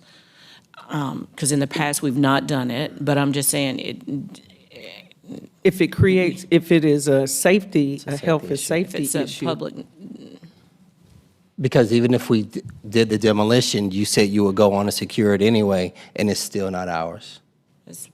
want to be mindful for risk and everything else, insurance Yeah. and liability for the city if we're given Right. direction to go into private property. Would it be beneficial if you went ahead and adopted the ordinance today in its entirety? Yes. Okay. But we would just hold off on the demolition. It's going to take us 2 months to go Yes. through that Right, process. it's anyway. going to take that That's time cleaner. anyhow. I think that is cleaner. Yes. I move for And, approval. excuse me, I gotta close the hearing. Haven't done that yet. Close the hearing. And, no, I called her name, and then we had questions. So, I have one before you do your motion. okay, Have you closed the hearing? yes. Okay, so I guess my question would be if we move forward today and then the attorney comes in and there is a legal action, where are we from the perspective of having adopted this today and there's a court proceeding? Well, they would have to, as a part of that court proceeding, ask that the demolition order be rescinded. But what I'm understanding you to do, which again, you could adopt it with, instead of today's date, a future date. So again, as staff has already said, even you go adopt a resolution today, you're going to move forward with securing it. You still have several weeks before the demolition would take place, which would give them time, if indeed they plan to file some type of legal action, to get that filed and to ask that the court, that we be prohibited through the court from proceeding with the demolition. Okay. Pending the legal action. All right. Okay, would you like to make your motion? I move for approval of the ordinance. All in favor? Aye. Anyone opposed? Okay, thank you. All right, next we have petition annexation AX 2124, 3105 Club Drive. Lee Lambert has signed up in support. No one has signed up in opposition. Is Lee here? Okay. Good afternoon, Hannah Reckow, Planning and Development. So this is a not contiguous parcel inside city ETJ, a petition for annexation. It's one parcel, a little over 2.5 acres, currently zoned R4. There are a few approved development plans for the site, which would result in a 5 single-family home development. City sewer is located on the northern part of the site. City water is accessible from Club Drive. And then the parcel is in an area of fire service response consideration, particularly for the second company arrival and full response. So with that, I'm happy to answer any questions you have. Any questions? Okay.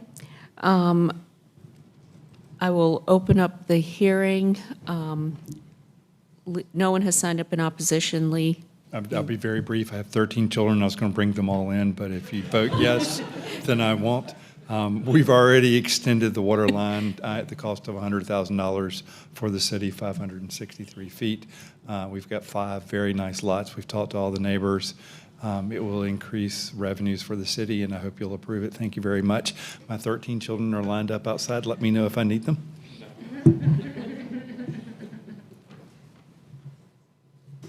Okay. Any questions? All right, I'm going to close the hearing. Do we have a motion? Move to approve the annexation? All in favor? Aye. Okay. All right, thank you. Thank you for your patience. Thank y'all for doing this. I don't see how you do it all day long. Bless you. Thank you. Next, we have rezoning Z 1124, 1708 Lake Wheeler Road. Good afternoon, Mayor, members of council. Matthew Burns with Planning and Development. So this is a request to rezone almost 16 acres from a variety of districts, which I'll explain in a second, to office mixed use, 5 stories with conditions and a special residential parking overlay district. So the request is consistent with the comprehensive plan and the future land use map, and Planning Commission recommends approval. So as far as zoning, it's split among several districts. The area in purple is currently zoned industrial mixed use, 3 stories with parkway frontage and conditions, and is associated with the farmers market zoning, which was rezoned in 1986. The kind of south and western parts of the site here and here are zoned office mixed use 5 stories or office mixed use 5 stories with conditions, and that's associated with the Centennial Campus zoning. This site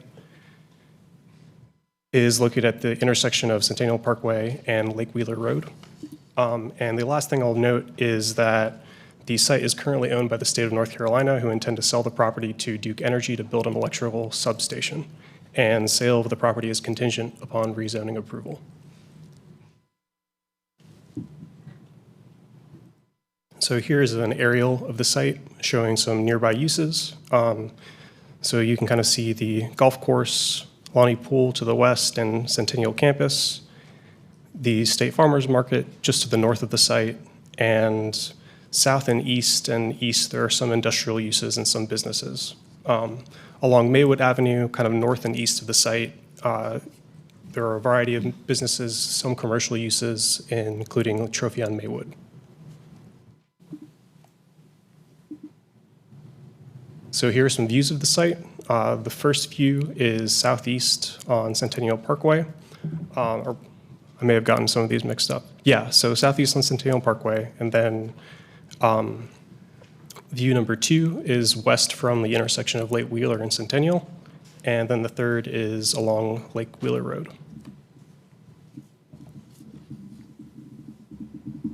And so here are some views of the site.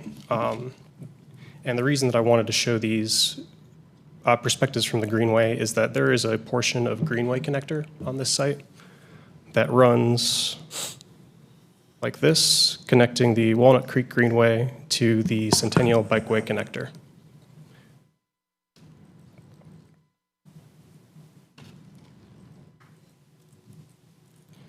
So as far as proposed conditions, the applicant is proposing to prohibit some uses that are otherwise allowed in OX and limit office uses on the property to no more than 160,000 square feet. They have also proposed 2 conditions that are related to Greenway connectivity. And the reason for that is the existing Greenway connector on the site does not appear to have a recorded easement on it. And so the applicants worked with us to come up with some conditions. The first one of these would either keep the Greenway as built now where it is, or it would provide for the replacement of the Greenway to a slightly different site, depending on what their site plan for the substation looks like. And so that we will call the new Greenway connection. And the second of these Greenway conditions would provide for it's informally called a goat path, but it goes from Lake Wheeler Road to the connector that we've been talking about. And I'll show you an image of it so you can get an idea of where these 2 different Greenway connectors will be. I'll note that, so both of these Greenway conditions are triggered by Tier 2 and Tier 3 site plans. And typically, minor utilities uses, when they're submitted for site plan review and with Raleigh, they're reviewed as Tier 1s. The applicant has indicated that the type of substation that they're trying to build would include a building and a structure, so an enclosed structure. So I just wanted to note that. So the two connectors I was talking about in the condition number 3 that talks about the existing trail connection, that is in light green or a lime green, and the goat path is in a purple. So that kind of runs from Lake Wheeler to the existing connector. So the request would increase residential, office, and retail entitlement overall.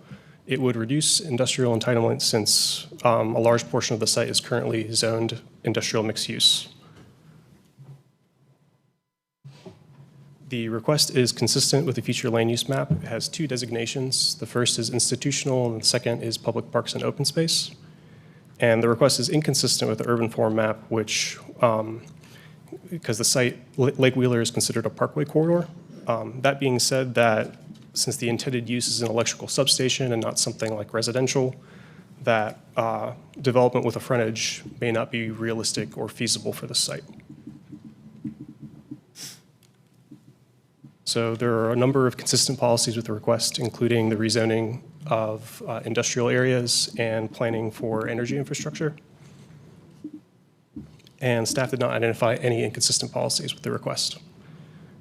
Please let me know. Oh, and the Planning Commission found unanimously recommended approval, and they found that the request would allow for a variety of institutional uses, including an electrical substation, and would support the stability of Raleigh's electrical grid. So please let me know if you have any questions before you open the public hearing. Any questions? Councilmember Patton? Just one. Hi.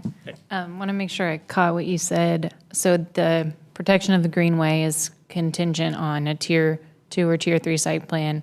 You said most utilities only trigger a Tier 1 site plan, but the type that they're doing is likely to trigger a Tier 2 or Tier 3 site plan. Yeah, so the Tier 1, after discussing internally with plan reviewers and zoning administrator, so the reason that a lot of minor utilities site plans are reviewed as Tier 1s is because they're really uncovered outdoor equipment that doesn't have a structure associated with it.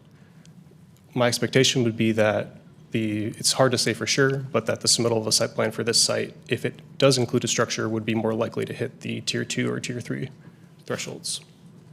Thank you. Okay, any other questions? All right, I'm going to open the hearing. We had Amy Kraut and Derek Reamer sign up in support. No one signed up in opposition.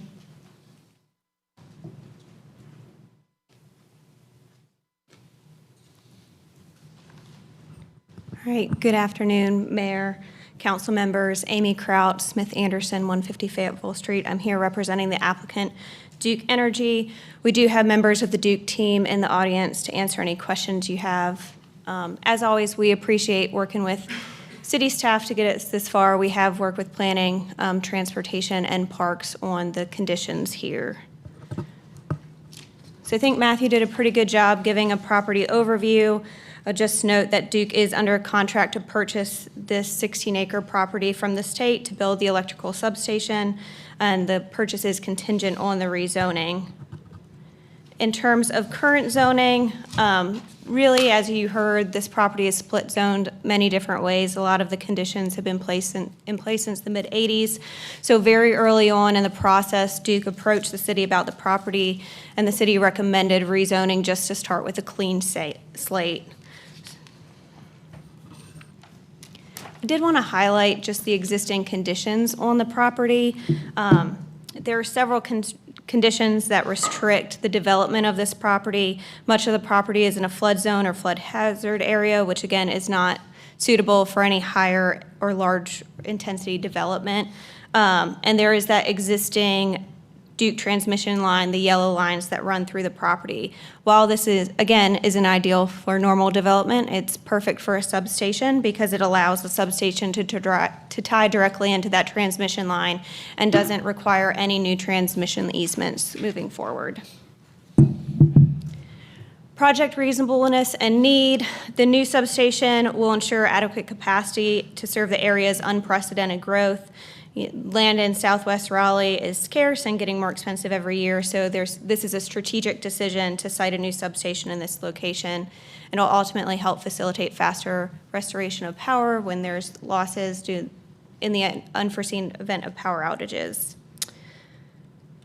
Given the lot, shape, size, location, and circumstances around the property, this will be a gas-insulated substation. You can see a rendering of what that tends to look like on the screen there. And the substation will still be unmanned, remotely monitored, and doesn't require any water or sewer connections, even though it is a gas-insulated substation. Duke held 2 neighborhood meetings along with meeting with the Southwest Raleigh Community Engagement Group back in January. Again, their biggest concerns were related to these greenway connector and easements. So based on this feedback, we did provide the 2 zoning conditions. The reason for the Tier 2 and Tier 3 site plan was just because we figured that the substation would trigger that Tier 2 or 3 site plan, but there is full intent to commit to this, even if it is Tier 1, but we don't expect that to be the case. So Duke is committed to preserving that existing connection between the bikeway connector and Walnut Creek Trail, either in its existing location or if it has to be moved in a new location that's acceptable to the city and is built to City of Raleigh standards. And then for that kind of informal goat path, if requested, Duke is also willing to dedicate a greenway easement over that path. With that, we're happy to answer any questions you might have for this development. Anybody have any questions? Okay, I'm going to close the hearing then. Do we have a motion? Yeah, I just want to thank you all for maintaining the Greenway connection. I use that, so that gave you a win on my end. I move to adopt the proposed consistency statement dated October 15th, 2024, contained in the agenda materials, and to approve the zoning amendment with the adoption and effective dates described in the agenda item under recommended action. Second. All in favor? Aye. Okay, that was unanimous as well. Thank you very much. Thanks for your patience. All right, next we have text change TC 424, temporary and accessory emergency shelters. No one has signed up in support, and no one has signed up in opposition. Can I motion to approve? Okay, hold on. I will, all right, I'm going to open the hearing, close the hearing. Go on. Okay, sorry, I was kind of ready. Let's see. I move to adopt the proposed consistency statement dated October 15th, 2024, contained in the agenda materials, and to approve the zoning text amendment. Wait, I'm sorry. I'm happy to vote in favor at the appropriate time. I did make some notes, though, because I thought we'd see the presentation, and I had questions. Just one question, Justin. I noticed that there's not temporary shelters allowed in the airport overlay district. The airport overlay district? Yes. Correct. Why? No residential uses are allowed in the airport overlay district. So that's typical across any other use that includes people living or other types of social service uses. Okay. Safety. Okay. I'm going to call for the vote then. All in favor? Aye. Anyone opposed? Okay. Thank you. Thank you. Well, if Councilmember Patton hadn't asked the question, you would have won the shortest presentation today and beat out Dave Eatman. But what can I say? Thank you. All right. Let's see. Next, we are going to committee reports. Economic Development and Innovation Committee. No report. We still have the HBC roundtable item pending. There will be no meeting in November. That I know. So you have that pending, but are you going to meet in October? Sorry. I'm ahead of myself. No meeting in October. I hope we will be meeting in November. Mr. Raleigh is working to schedule with St. Aug because they would Okay. like to be at the table and with Shaw. Thank you. Okay, thank you. Growth and Natural Resources. No report. Item pending for Tuesday. We will have a meeting at 4 p.m. next Tuesday. Let's see, Stream Bank Erosion Study.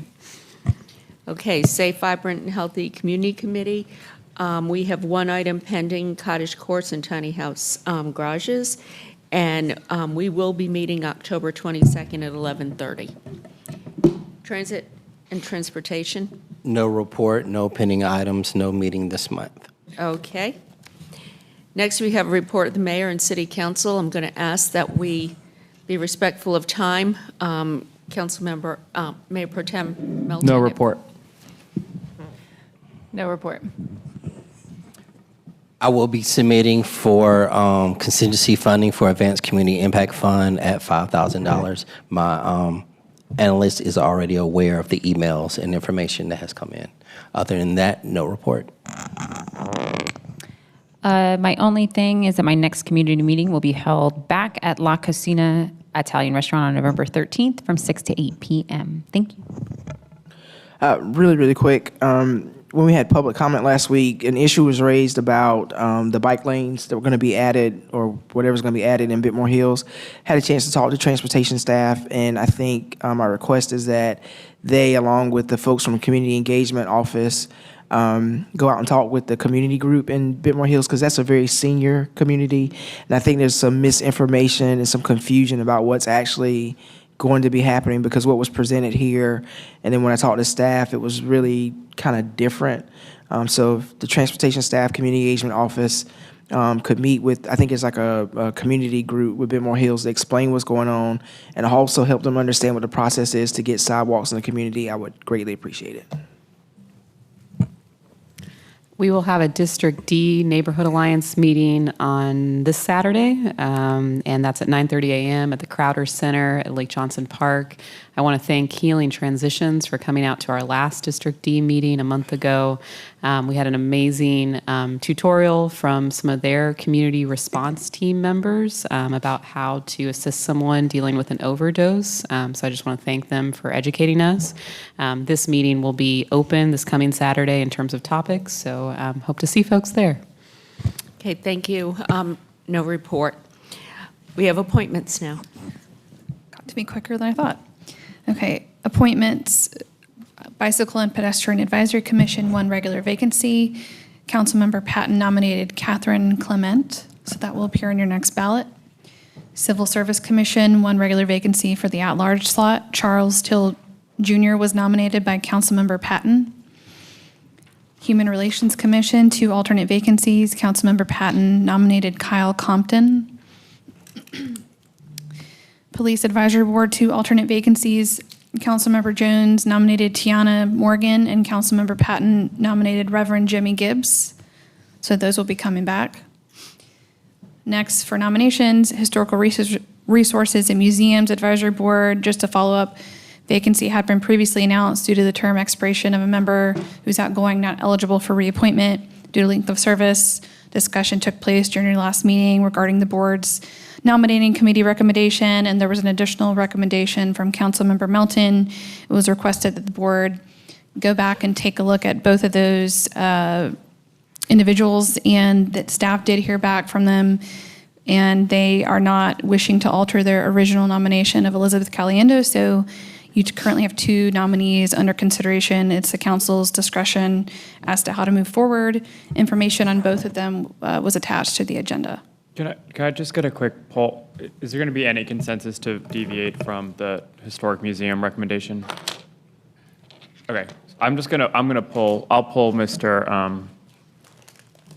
nominee, and I'll talk to him and see if there's another board or commission he's interested in. So, thank you.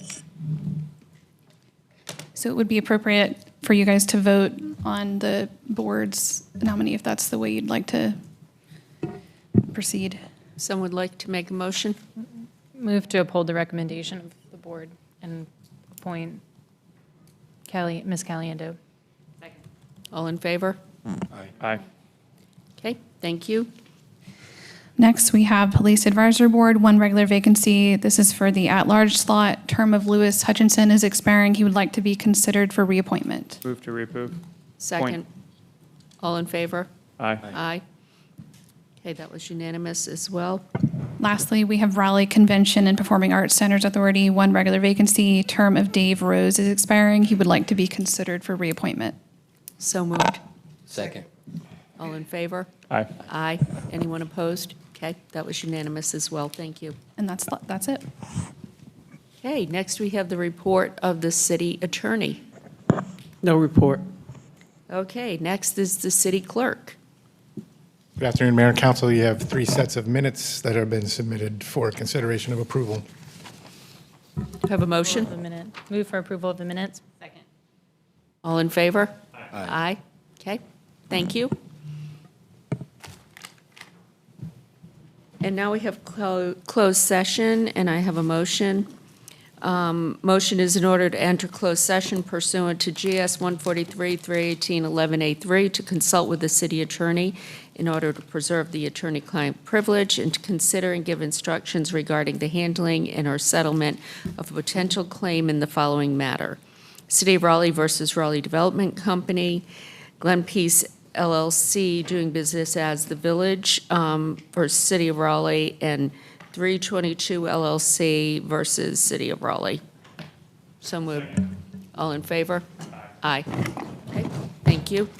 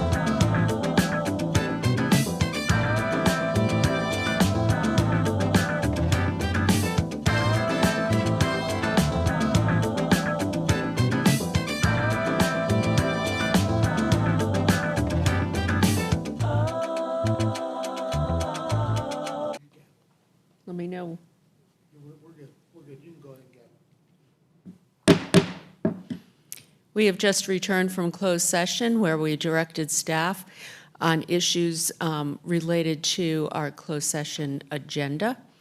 And with that, we are now adjourned for this evening. Very long meeting today. Thank you for everybody who was here today for their patience and persistence.